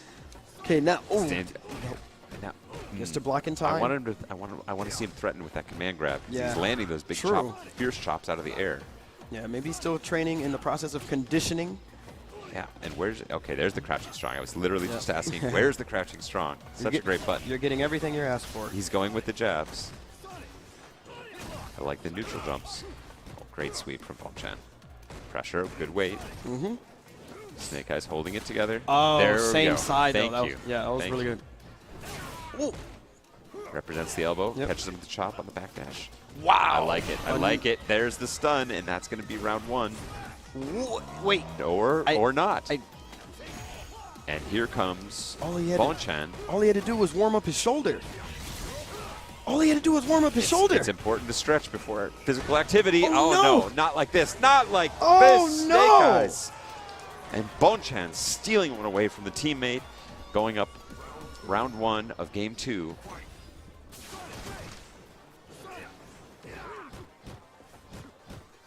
Jabs. Yeah. Pursues. Okay, Okay, he's there going to you burn go. the meter. Now he's starting to get a little bit more aggressive with the grabs, just like you were asking for earlier. I feel it's you got to set it up. Nice, good break. Yep. Corner position not a terribly important aspect. Air to airs. In this matchup, pulls him out of the air, preemptively hitting the jump, and that's what I like. He's now throwing moves that anticipate the jump of Snake Eyes. Successful evasion there, Snake Eyes. And here we go. Yeah. And again, yes. So hard to deal with. That is Snake Eyes style. I wouldn't want to see that game slip entirely away from him after that round 1 gaff.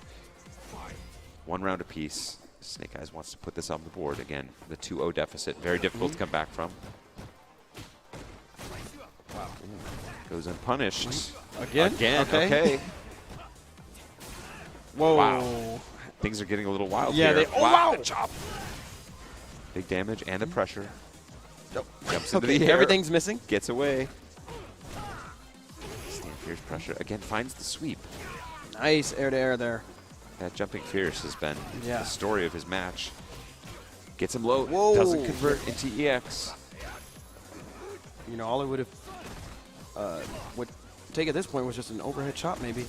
And we haven't really seen that represented. Okay, he's just firing it Oh, off. wow. He says, I want to stay in this match. Yep. He's recognized that Snake committed to a move, goes for the super, it hits. I think that was, not even a guess by No, him on Wake Up. Like, for it was sure. a straight reaction. He had it queued up. And is he going to steal another one away? Okay. No. Snake Eyes evening it up with that big crouching strong, another one of the strongest normals in the game.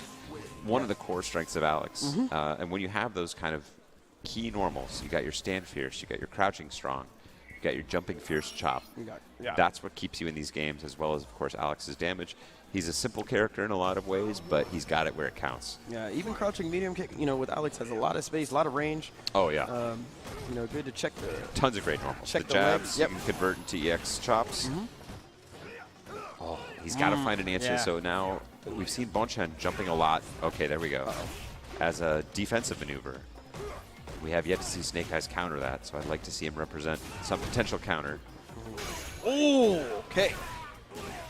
Catches him again. Nice. He tried to go for it all. But where's the answer to the jumps? If he could shut that down, I feel like he'd really have Bonchan's number. True. Bonchan now fighting, going to get some big damage here. Gets the corner position, throws him. Nice. Nice, good counter, and then catches him in the funky position for the throw. Uh-oh, Snake Eyes still close to stun right now. Is he going to get Is it? it Yes! Oh, wow. Barely gets it and steals some meter in the process. Snake Eyes now the last North American in the North American qualifier. Last chance qualifier. So forgive me if I'm enthusiastic on his behalf. You just want to see him represent for the region. Mostly I want to see some great Street Fighter, but Yes. it's hard to root against Snake Eyes. It's huge hard. Nice counter poke. Okay, there's the elbows. I want to see him play a little bit more ground game here. He's very happy in the air. Bonchan's been sitting on some resources for a little bit Oh, now. got him low, but Yep. no conversion. Oh, nice. Jumps out of it. Not going to work this time.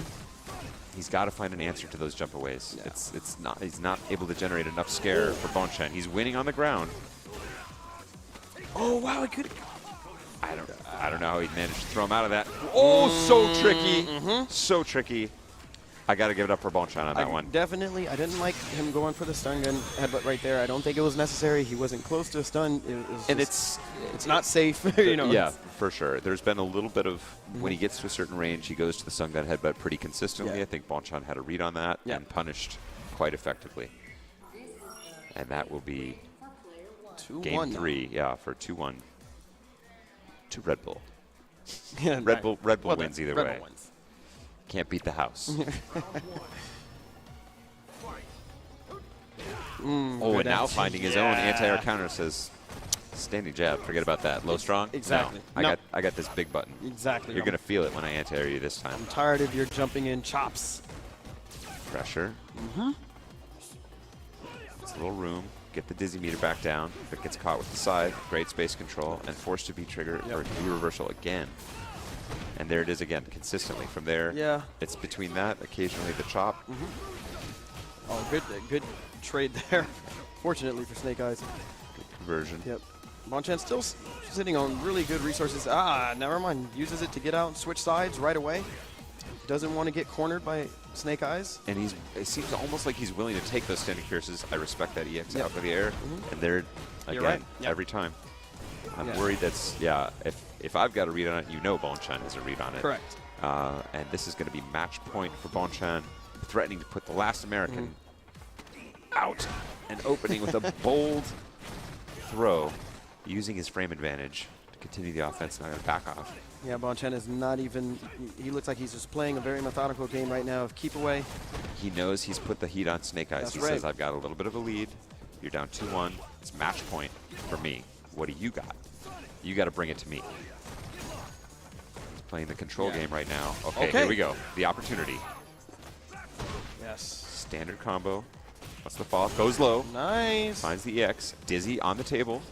Standing. Oh, there was the opportunity. That was everything he needed. Doesn't that convert so bad. it. You see their Dizzy meter just flipping. Yep. Bonchance goes down and Snake Eyes goes up. I mean, Bonchan definitely wants to catch. He's never running mind. out of Doesn't chances. need it to. Yes. And that is it. Red Bull Bonchan marching forward into the losers final over Red Bull Snake Eyes. Wow. What a run here from Snake Eyes as well. We'll be taking 4th place here. There's no shame in that game, especially running Zangief all the way here. Let's take a look at some replays from that. Yeah, you know, I mean, again, I do like the Alex pick. He had some great momentum going on earlier in the set. Found the stun. Yep. And there's the yeah, critical drop. That was the game changer. That was, yeah. All he needed to do was rub that shoulder, kick him in the face. Fierce punch, chop, done. And here's Bonchan just absolutely stealing it away. And then the threat of Dizzy gets him low, gets him with the overhead. Would have been Dizzy, still steals the round away. And yeah, you're a character specialist. You got some counter picks. You're not able to have quite the same level of facility. And those little drops are the kind of thing that make the difference between Absolutely. And at that point, that comes down to 4th like place and losers final. Yeah. You're right. Yeah, it's all about muscle memory sometimes. All right, we're going to take a quick break, but don't go anywhere, guys. We'll be right back in a bit.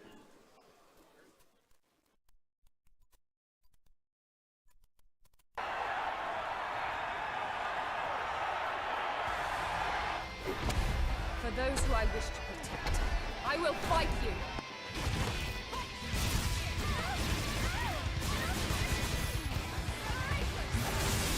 Want to see my kung fu? I'll show you.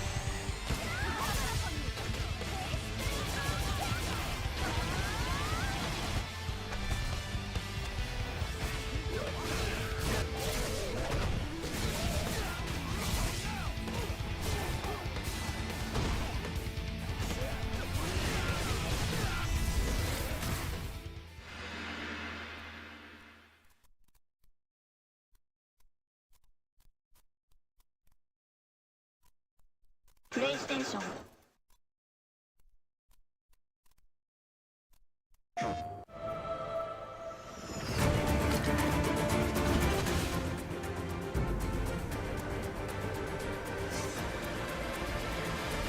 We're so glad you've joined us for the 2nd annual PlayStation Experience.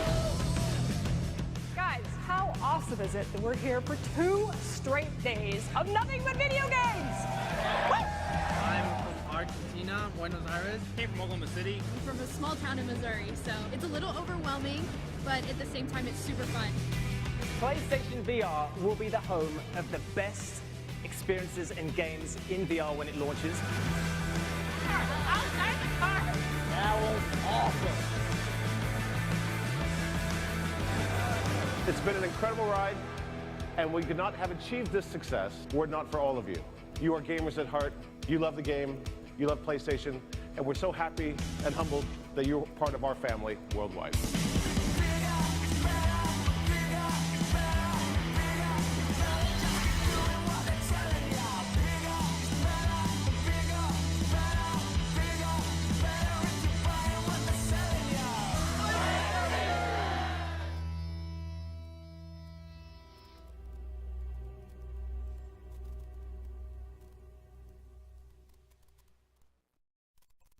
PlayStation.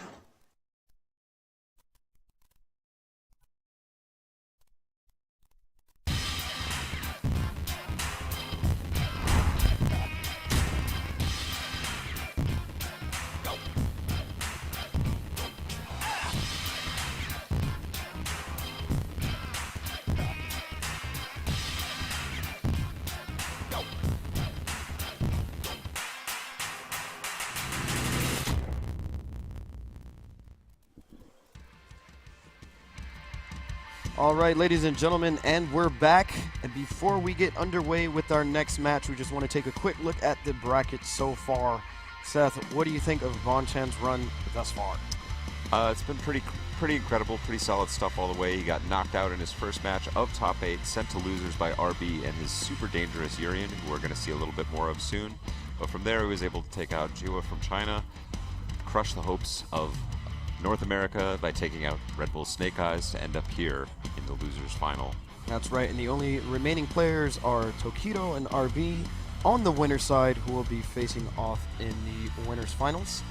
And that's the match I think we're going to head into right now. So without further ado, let's get back into some Street Fighter V action. Yes. And then again, you know, Tokido sitting in that same posture you were mentioning earlier, just completely focused, still. I don't want to be cliched, but it has a certain zen quality to it. That is exactly how you see the kind of the focused seat.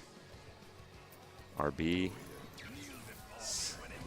assembling his dark powers, so it'll be one villain up against sort of a hero with representing a character I think everybody understands is to be potentially quite strong. Yes. And he is showing that, not just in theory, but in action. I think Urian is counts. so ridiculous. Well, we've seen RB take terrible beatings over the course of the match. It's true. To find one opportunity for Aegis Reflector and to turn the entire match around and steal it away. Let's see if Tokido has the answer. I'm so excited to see what happens here. RB with no anti-air early on. Just accepting that jump in.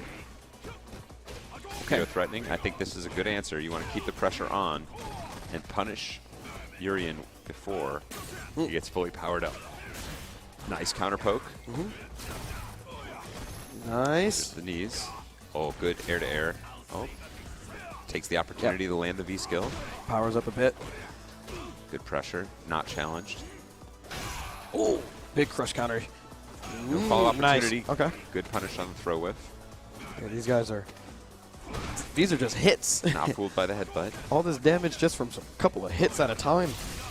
Sweeping a V trigger, finds it, and then, wow, you think he wants to use it, just walks up and throws. Oh, it's not over yet, Seth. And here it comes. He pushed him a little too far into it. He didn't want him to be all the way in there. You want to be him at the edge so you get a couple more bites at the apple. Tokido able to stay out of trouble. Close out round 1. Oh, I like it. Try to be tricky with the early crouching short into throw and gets thrown instead for his trouble. EX shoulder's so strong. Safe on block. Great damage and a knockdown. Nice. Okay. RB again, we've seen him in this kind of situation before in his earlier matches, like you said. Yep. Taking there was the knees. Yeah. Not working out for him that time. In a bad position, hitting high. Oh. Oh, Tokido. Wow, what a confirm. What a confirm. Tokido. And RB, that's the story of the match. So control the whole way. Dominance from Ryu and Tokido. Not even able, he was holding the super, able to close out that match without giving him the opportunity for the big potential V-trigger Aegis comeback. And again, in round 1, able to fire off the Aegis, but unfortunately out of position. Tokido was able to be right in the middle of it, allowing him to block all the hits and not have to deal with repeated mix-ups. Oh, wow. Oh. What? And a different strategy, just going right at him, getting out of the ground, going into that unthrowable headbutt. Pressure, wants him in the corner. Oh, wow, gets a big jump in. And he tried to get it with the standing roundhouse, it looked like, rather than going for uppercut. Yeah, RB now comfortable with advancing against Tokido here, using whatever resources he has at his disposal, just wants to close out this round as quickly as possible, perhaps getting a little too impatient now. Yeah, Tokido waking up with a lot of jabs, knowing that there's little gaps in Urian's pressure strings. Ooh, okay. The big chop. Nice, That move has felt good since the day it came out. Correct, yeah, yes. That never doesn't feel good. Not when you're on the receiving end. But RB trying to get on the board and keep his reputation as an honest Street Fighter player, Aegis-free living. Ooh, nice. Okay, mistimes his throw. RB taking advantage. Nice. Tokido coming out on the right into that exchange. Gets the punish, catches the backdash as well. RB just a little bit consistently every time he gets back there, you see him throw out the Aegis Reflector. And that is one of the, the EX shoulder tackle. Yeah. Oh, nice jump in. So get some big damage here, yes. Smelled the fireball. Gets it again, and that's the one thing. He's been consistently doing it from that range. He doesn't have anything better to do. Right. He can't afford to do it. It's a very difficult to punish move. Even neutral jump, traversal along the ground makes it hard to punish. And here we go. Oh, nice. Jumps away. Smartly holds it and then jumps away. Gets the charge fireball for a little bit more pressure. He's still in this and still has Aegis number 2. Nice block. Ah. And that's the jabs. And I think that's been the story of this match for me so far, is Taquito just disrespecting the pokes. Absolutely. Just willing to go for the jabs, knows he can convert them, knows he can prevent the pressure. Nice. Couple of shots. And while Urian's individual strikes are all powerful, his game is not tight. Right. It's not tight, and it's not usually explosive in terms of damage. Prior to Aegis, great reads, pushes him all the way into the corner. Big uppercut. Saving the meter because he knows he's going to get a second chance. Let's see if he regrets that decision, because now this is RB's moment to turn the entire match around. With one hit, that was it. But he has to find the right, and there it is. He had it. He had the low medium kick, didn't go into V-trigger, which would have changed the entire scope and I can respect the meter hold from Taquito. You know, I get very nervous about people trying to hold on to meter.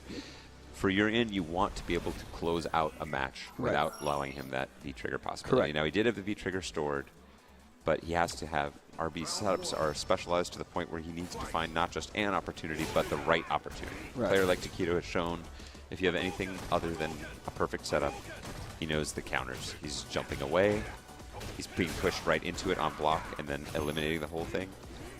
So now Taquito leads this set 2-0. Again, we have seen RB in almost every match in this kind of deficit. You know, he is used to the struggle.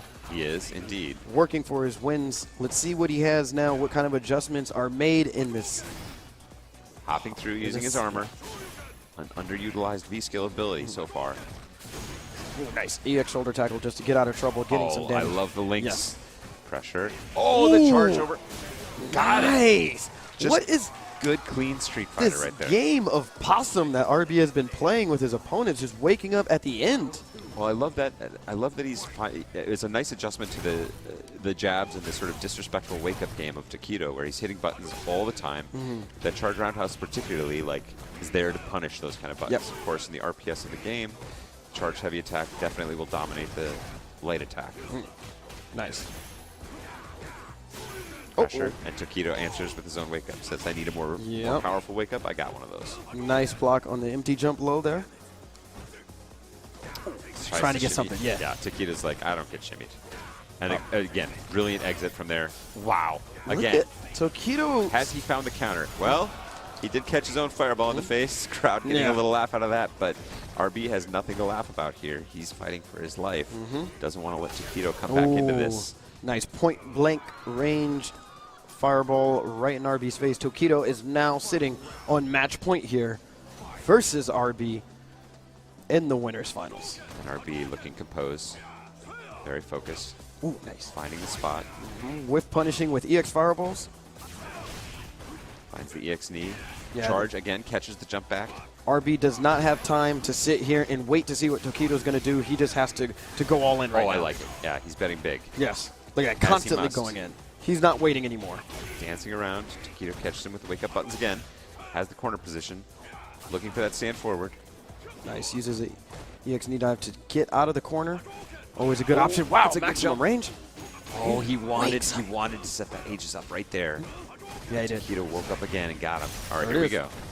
No jump out this time. Good. Oh! Wow. Excellent defense there from Taquito. Oh, the time stop into uppercut. Into uppercut again to silence. Oh, Taquito taking it 3-0 over RB. But that is winner's bracket action, Mike, and RB will be headed down to face Bonchan in the loser's bracket to see who will return and face off in the grand finals. You know, this is a matchup that I'm sure Bonchan was looking forward to, but let's take a look and see what happened here, how Taquito was just able to kind of dominate the matchup. Look at this incredible defense here from Taquito. No. Yeah, he earned it, too, on that one. He gets caught low, but no conversion. No, I'm blocking, I'm teching. I'm teching. Yeah, he knows. And that's one of the keys to understanding the Aegis right now is to understand how the wheel of options collect. It looks like a series of random moves, but in each case, the scope of possibilities collapses further and further the longer it goes on. And you know, after a couple of blocks, you know the Urien player is going to be looking for a throw, or they're going to run out of time to be able to convert that throw into an Aegis hit into a combo. So, ironically, I think Urien becomes more predictable as the Aegis goes on. So really you need to make one good block, and then the rest of the blocks become theoretically easier. Obviously not easy. There's a lot to be learned here as we go on. But I think we're about ready to head into the next match as soon as we look at our top 8 winners bracket and the road of Tokido. Entering in the winner's side, took out Snake Eyes. And as we've just seen, RB 3-0. 3-0. Yeah, that's a beating. And we're about to get Bonchan versus RB, as we saw, you know, RB make that ridiculous sequence against Bonchan earlier to defeat him and send Bonchan to losers. And now we're going to get the run back here in losers finals. And basically, RB is at this point sort of checking to see which of the Japanese top players have done their homework. Correct. As far as Urien. Dago, not done his homework on that one and paid the price. Tokido looks like he had some really solid answers, so now we'll see what Bonchan has. Again, Bonchan, in my estimation, one of his great strengths is he's willing to put in the time, loves to grind, loves to explore, edge case possibilities. Very difficult to surprise this guy. That said, DLC characters not traditionally have been in some cases an Achilles heel for some of the Japanese players who focus on core characters harder. We'll see what Bonchan has to bring.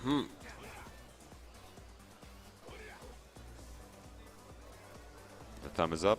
The thumb is up. Let's do this. Bonchan versus RB. Japan versus Taiwan. Losers finals. 3 out of 5. The run back. Who will move on to face Tokido in the winner's bracket? Playing, you know, identified as the villain from the beginning of this tournament. Still sitting there at that top of winner's bracket, waiting for his opponent in the grand finals. Exactly. You know, he reserved his seat right in the front row, looking as closely as possible to his opponents. Give the give the dirty looks. Yes, when they stare off into the crowd, the first thing they're going to see is Tokido glaring at them with menacing eyes. And it's the matchup we expected. Urien likes personal gain. Personal gain. Good stuff to Urien. Sounds like a cool guy. Yeah, Guy you want to hang out with. Yeah. What can I do for you? I would like to personally gain. Yeah. Opening with the stand fierce to see if Bonchan was feeling cheeky and wanted to come in quick. Standard pressure. Oh, he wasn't expecting the hit. Okay. I will say RB doesn't have super solid anti-air options. We've noticed a lot of people getting away with jumps on him. Urien, of course, not the best if he doesn't have the charge for the headbutt. Correct. Especially with that V-skill armor as well. He's abusing it. Yeah. Now RB had the answer to Bonchan last time. Yeah, well, look at him just confidently tried to go for 3 grabs in a row. Ooh, nice. Huge chop. There we go. And this is just a straight combo into, good block on the overhead and the V-trigger out. Oh, I love it. He knew he didn't quite have enough juice to have it closed out and had the dash all queued up, ready to go. Closes it out with a throw. And I know you may disagree with me on this, but I do like the fact that he didn't opt to go for critical art in that sequence. Save the resources. You know, when it works, it works. What can I say? Okay. Gets him low again. Wow. He's just turning the offense up here on Bonchan, who seems to have run out of ideas defensively. Yeah. And maybe offensively, too, seeing if you can get him to overcommit. Okay.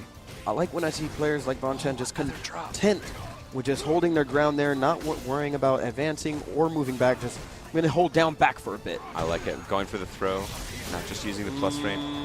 Wow. Had it already. Said, I know what you're going to try. Yep. This will get you back into it with your little V-trigger mix-up. Covering all of my options.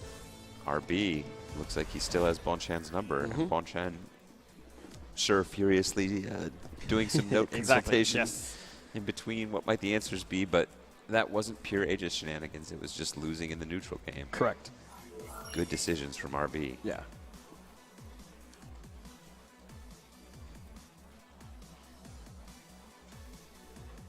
The thumb is up. The match is on. Ready to go. Forced him to give the double thumbs up. That's right. Yeah. The little mind games right there.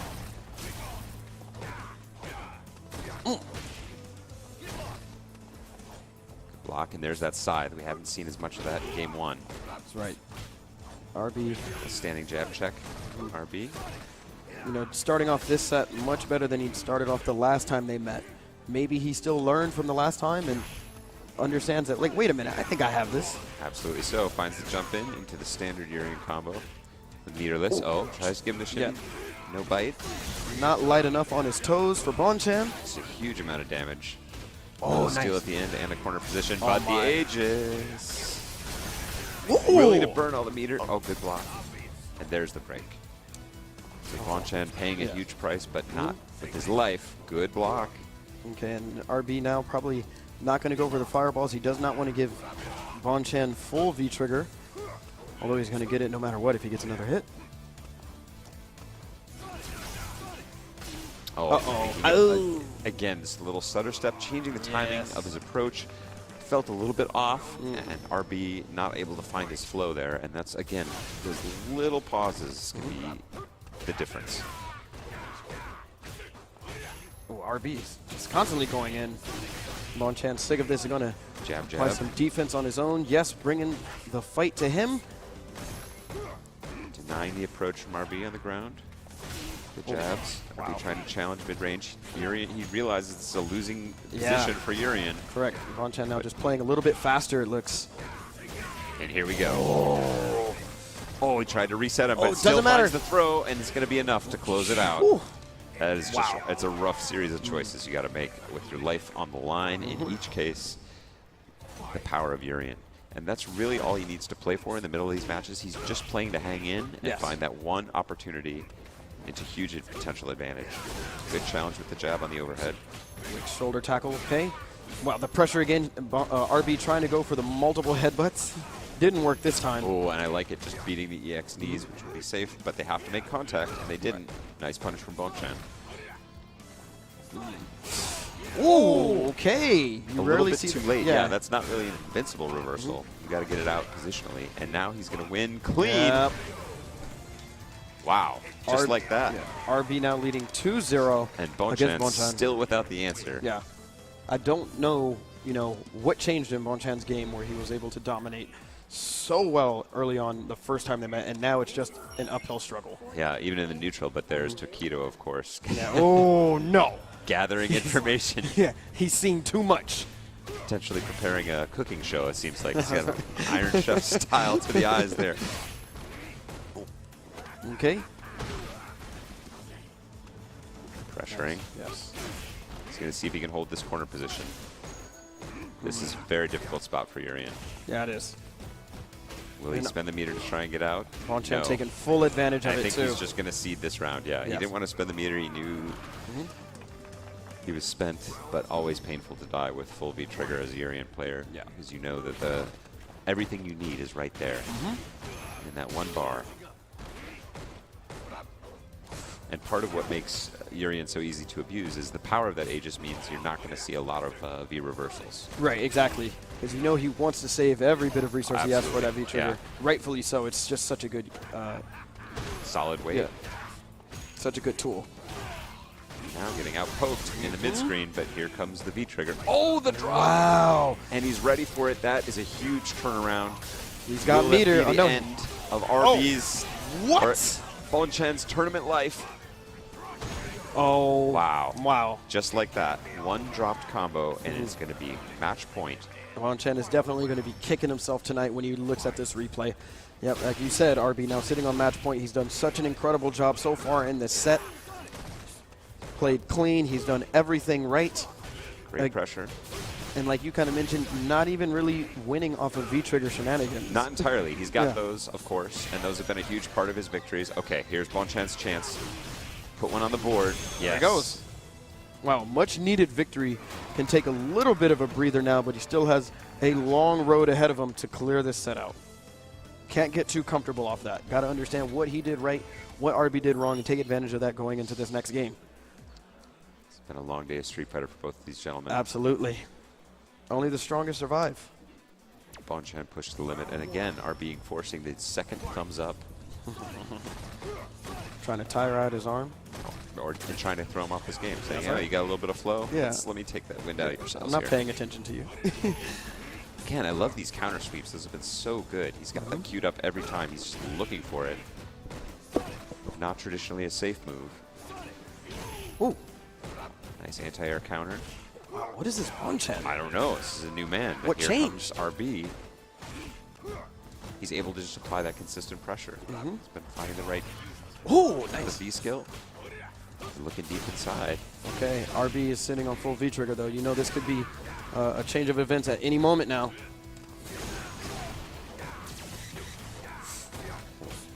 Oh, he tried to get that hit so hard that would have changed everything. Now he's just got to go for it. Oh, nice. Gets a throw. This could be big. And the setup into another throw. Ooh. No, but not able to close it out. Did not have the meter. Nice. Fuzzy stuff. Fuzzy guard, jump away jab. Catches the big man in the top of the head. Bonchan. Making some adjustments, some necessary adjustments here in this set, and now looking pretty healthy. RB with the call out on the long range headbutt. Wow. And that's exactly was the dance. He was going to see if he'd commit to a move on the ground. Correct. He knew that was the clean counter. RB bit, gets anti-aired. Not able to convert, wasn't a crush. Good break. Yeah. Oh, nice. Okay, being very evasive right now from Bonchan.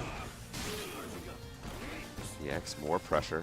Bonchan knows this is his path to victory. Oh, nice. Challenges it. I love it. Fortunately, that jab stopped him At least right in traded. his tracks. Yeah. Oh. Yeah, trade is all you can ask for in that situation. He knows he has the position. He knows the super hasn't been getting it done for him. Think about how many supers my. we've seen, but here it comes. Oh, my. He wanted to Seth. close it out. No, not like this. Oh, he held it. Oh, no. wow. He tried the reversal. RB Oh, no. on top of it. Once again, match point for RB with a great read there. He saw exactly what Bonchan had in mind to try and counter his way out and said, I think not. And not only do I get the throw, Aegis is going to allow me to combo off it and close it out. Okay. Oh, nice. Spending that meter. Irian does not need the super to win. Aegis is his super. That's correct. Oh, empty jump low. Oh, okay. Good. Makes it safe. And not even really a mix-up. He had to just make it safe in that situation. Oh, wow. Getting chased down. And the threat is still there. It's not queued up yet, but he still has to deal with that. Now Nash building super Yeah, he's got the resources right now, but in kill range. And here we go. That's great break, Protect. but almost. Protect. Oh, no.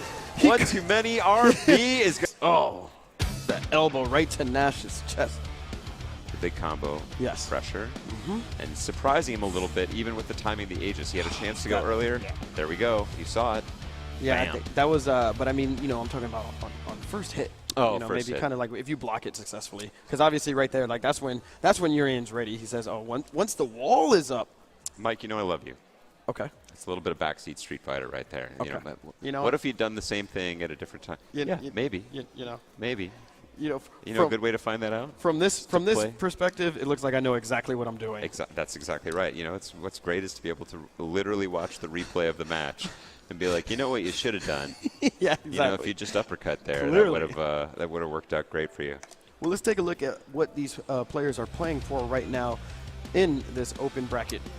And again, this is just the first day of Street Fighter action here. Yeah. So this is the open bracket qualifier with some pretty hefty prizes for a last chance qualifier. That's right. This is just some warm up here. So right now, as Tokido and RB are getting ready to square up in grand finals, they will be fighting for $2,000 for first place, $1,000 for second. Definitely good stuff. Just to play a little bit of Street Fighter on this open bracket day. That's correct. Well, Bonchan and the likes of Snake Eyes, etc., will have themselves a nice night out with the smaller prizes. Yeah, absolutely. It's expensive to pay for that posse. You gotta. That's how you know you're a big man, a big exactly. player. You gotta have a posse. You gotta keep them fed. Yeah, Mike. you gotta keep them fed. You gotta keep them happy. That's posse money right there. That's right. Tokido Make sure they all again. got a nice watch. I want to know what the image or the word that Tokido is focusing on. He closes his eyes, he opens back up. What is that? What is that process for him? I want to know. Bet it's like Wendy's. You think Wendy's? I think he's thinking of Wendy's, yeah. It's like, later I will have fries. Yeah. Or Red Bull, perhaps, yeah. That would be the ultimate, the ultimate player to sponsor. Drowning in it. Yeah. It's all over the place. pouring it, showering in it after Cemental, a crystalline, exactly pure bottle of Red Bull. It's probably just looking at that trophy too, you know. Yeah, the trophy is actually really something else. Okay, here we go. Opening with a very unsafe shoulder is announcing something. So RB, I think, recognizing the beating that Taquito delivered to him last time, recognizing he needs to be taking a few bigger chances. That's right. I like the math on this, but it's not working out so far. Taquito with the clean punishes. Nice. Pile driver. Good pressure. Taquito just holding it, and RB with the perfect adjustment so far, finding the throws.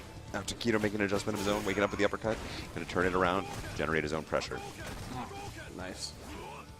Yeah, Taquito still sitting on a good life lead, great spacing as well. And now he knows what RB is playing for is not the hit, but the setup on the Aegis. And there it is. You can get it off that anytime. Nice. Jumping forward, switching it up. And there it is. He'll take the throw. He didn't have an opportunity to jump out, but a minimal combo, and then there it is. From Taquito, he's playing it straight by the numbers. He knew as soon as he got that first block, he could risk getting thrown. He didn't want to get hit. He took the throw, got bounced off the Aegis, but only into a standing strong. Minimal damage. He knew he could survive that and found the hit into the super to close it out.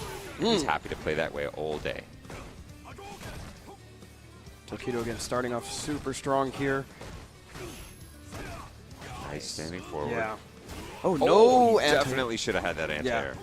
Urian can get a little bit of a couple extra frames back on his side with that fierce chop that hits nice and low. But that was a pretty obvious jump. Right. And Taquito very focused. I think that reflects his focus on the ground game. Okay. Just wants to hold that distance. What is Urian going to do? That's a good answer. He's got his stand roundhouse poke. Okay, here we go. This is combo style. It's not. No, Mike, my goodness. Not the Dizzy. No. Wow, Taquito still holding on. Okay. Dizzy going back down, but next hit takes it. Doesn't. Dizzy meter is not relevant. He's going to trip him out. So smart. Taquito doing the right stuff, spending all the resources each round to ensure victory. And this is what terrifies me now for RB, is because he got exactly what he wanted that round. It wasn't just a setup, it was the combo. Correct. Plus the setup, plus the resets. Taquito weathered the storm. He ate it. He ate it and still had the resources and the presence of mind to be playing for the end goal. I'm going to be able to chip you out and take this game one. Yep, he had everything he needed. Just didn't work out, and now he's got to come into the second game with a vengeance. And RB tried a number of different things there. He tried playing a more offensive style, but things off to a little better start for him here in game two, but here comes Taquito. Oh, nice. Tried to backdash. No, eat this roundhouse. You're not going anywhere. And Taquito is looking loose. He's looking comfortable. Yes, he is. And you should be, you know, if you're playing against a character like this, you should be scared. He's not scared. Nah, Taquito has no fear. A lot of confidence. No challenge. Okay, all right. That's going to be a combo.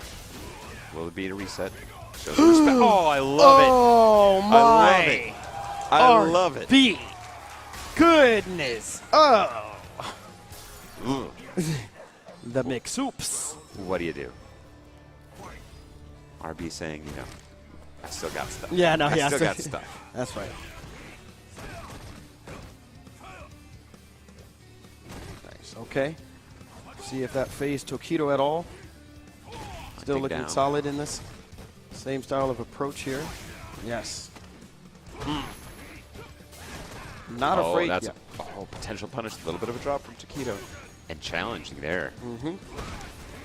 And, you know, Taquito has no fear at all, bringing the fight right to Here RB. we go. Yes. Okay. Straight into the throw. Gets it. Be able to land another Aegis. Oh, nice. No, you can't jump over me when I have this reflector out. And now Dizzy on the table. Okay. Next hit One can more. do it. Yep. Oh, 3 in a row. Why not? Yep. Why not? Mike, why not? He's going to burn the meter. Close it out, of course. Wow. RB. Okay, now 1-1 here. And this, I believe, is the first match that RB has won against Taquito here in this top 8. So a long way to go yet. Will we see some get to that change prize. and adjustments here? But showing that it is possible after the drubbing he took in their first meeting here in top 8. Hope is alive for RB. Oh, okay. A great block on the ambiguous cross-up. Nice. Good pressure. Has the corner position, which is not particularly, it's not as huge for Urian as it is for many other characters, but it never hurts. Right. Okay. Taquito back out.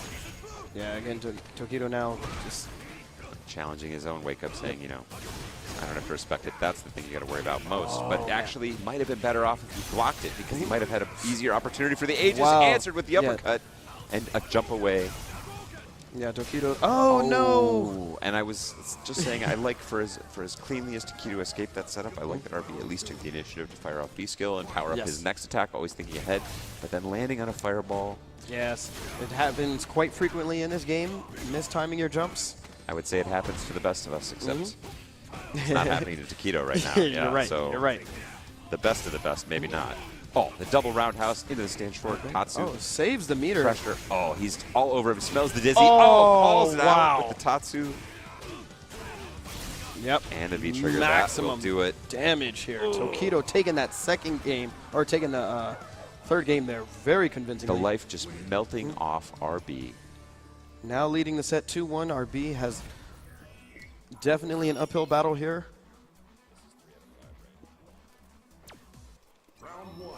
And here we go now. The start of game 4, Tokido leading 2-1. Which puts it at essentially tournament point for Tokido. Wow. Answering the charge attempt with an uppercut, saying, I am ready for that as well. And surprise, don't forget about this overhead. Oh, nice. and an empty jump low. This is just like a catalog. He's just like flipping through the card catalog of options, and they're all landing against RB in what has got to be a critical round. He's on the edge of dizzy, and he jumps right into an open uppercut. It could be the end. Goodness. Wow. And after that brief window of possibility for RB, what seemed like he might be able to finally put a dent in Tokido, that was not a good round. Is now sitting on match point. Grand finals here. Tournament point. He will be advancing to our top 16 bracket tomorrow. So you will see more of this devilishness from both of these players. That's right. Wow. Nice standing strong check. RB, I admire the fact that he's willing to play a different, perhaps more conservative style, even when everything is on the line for him. Getting thrown. Now the terrible corner person. Oh, baits out the upper. Wow, what a just like that, he's going to send it out with the flash. Tokido, the crowd grudgingly must admit that that was an incredible performance. Yes. Tokido made that, you know, that was just another day for him at the job. Put in some hard work.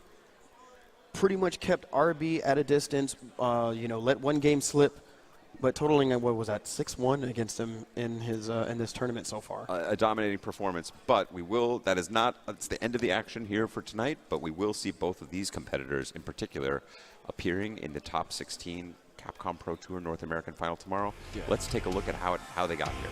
Yeah, look at Tokido. My goodness, just constantly applying the pressure. No fear. I love that saying, I bet you want to throw on your wake-up. Watch this Tatsu. And that was just enough. And a V-trigger, huge damage extension, unbelievable amount of hurt. Goodness. Yeah, and Tokido there making it easy, saying, you know what, I'm going to finish this in style. Look at this beautiful, beautiful animation. Yes. The classic. Wow, and again, great stuff for Tokido for sealing the deal here, putting some extra cash in his pocket as well. We now go to Josh on the stage with our winner, Tokido. Thank you very much, gentlemen. After a very long and hard-fought series throughout the entire day, Tokido is our Red Bull Battlegrounds champion. Congratulations, sir. You're going to be playing in tomorrow's tournament as well. But first of all, we saw you sitting in the stands watching RB's matches. What were you looking for? What were you studying that allowed you to defeat him in the finals? おめでとうございます。待機中でRB の試合を観戦しててどう思いましたか? I watched him against Bonchan. He have a habit. So now grand final, I use his bad habit. So I could win.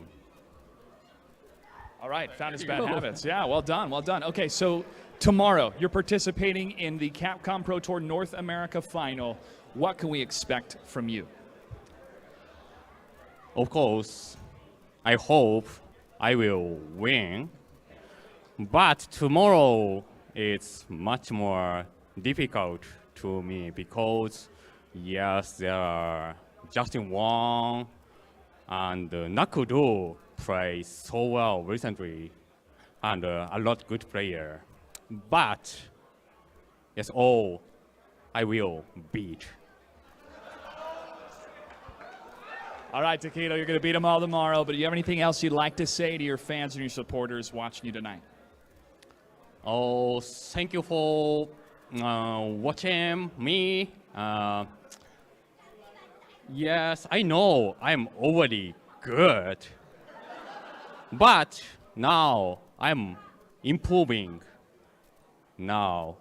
So maybe tomorrow and at Capcom Cup, I will be much more stronger. So yeah, you can expect my result will be good. The results will be good from Tokyo.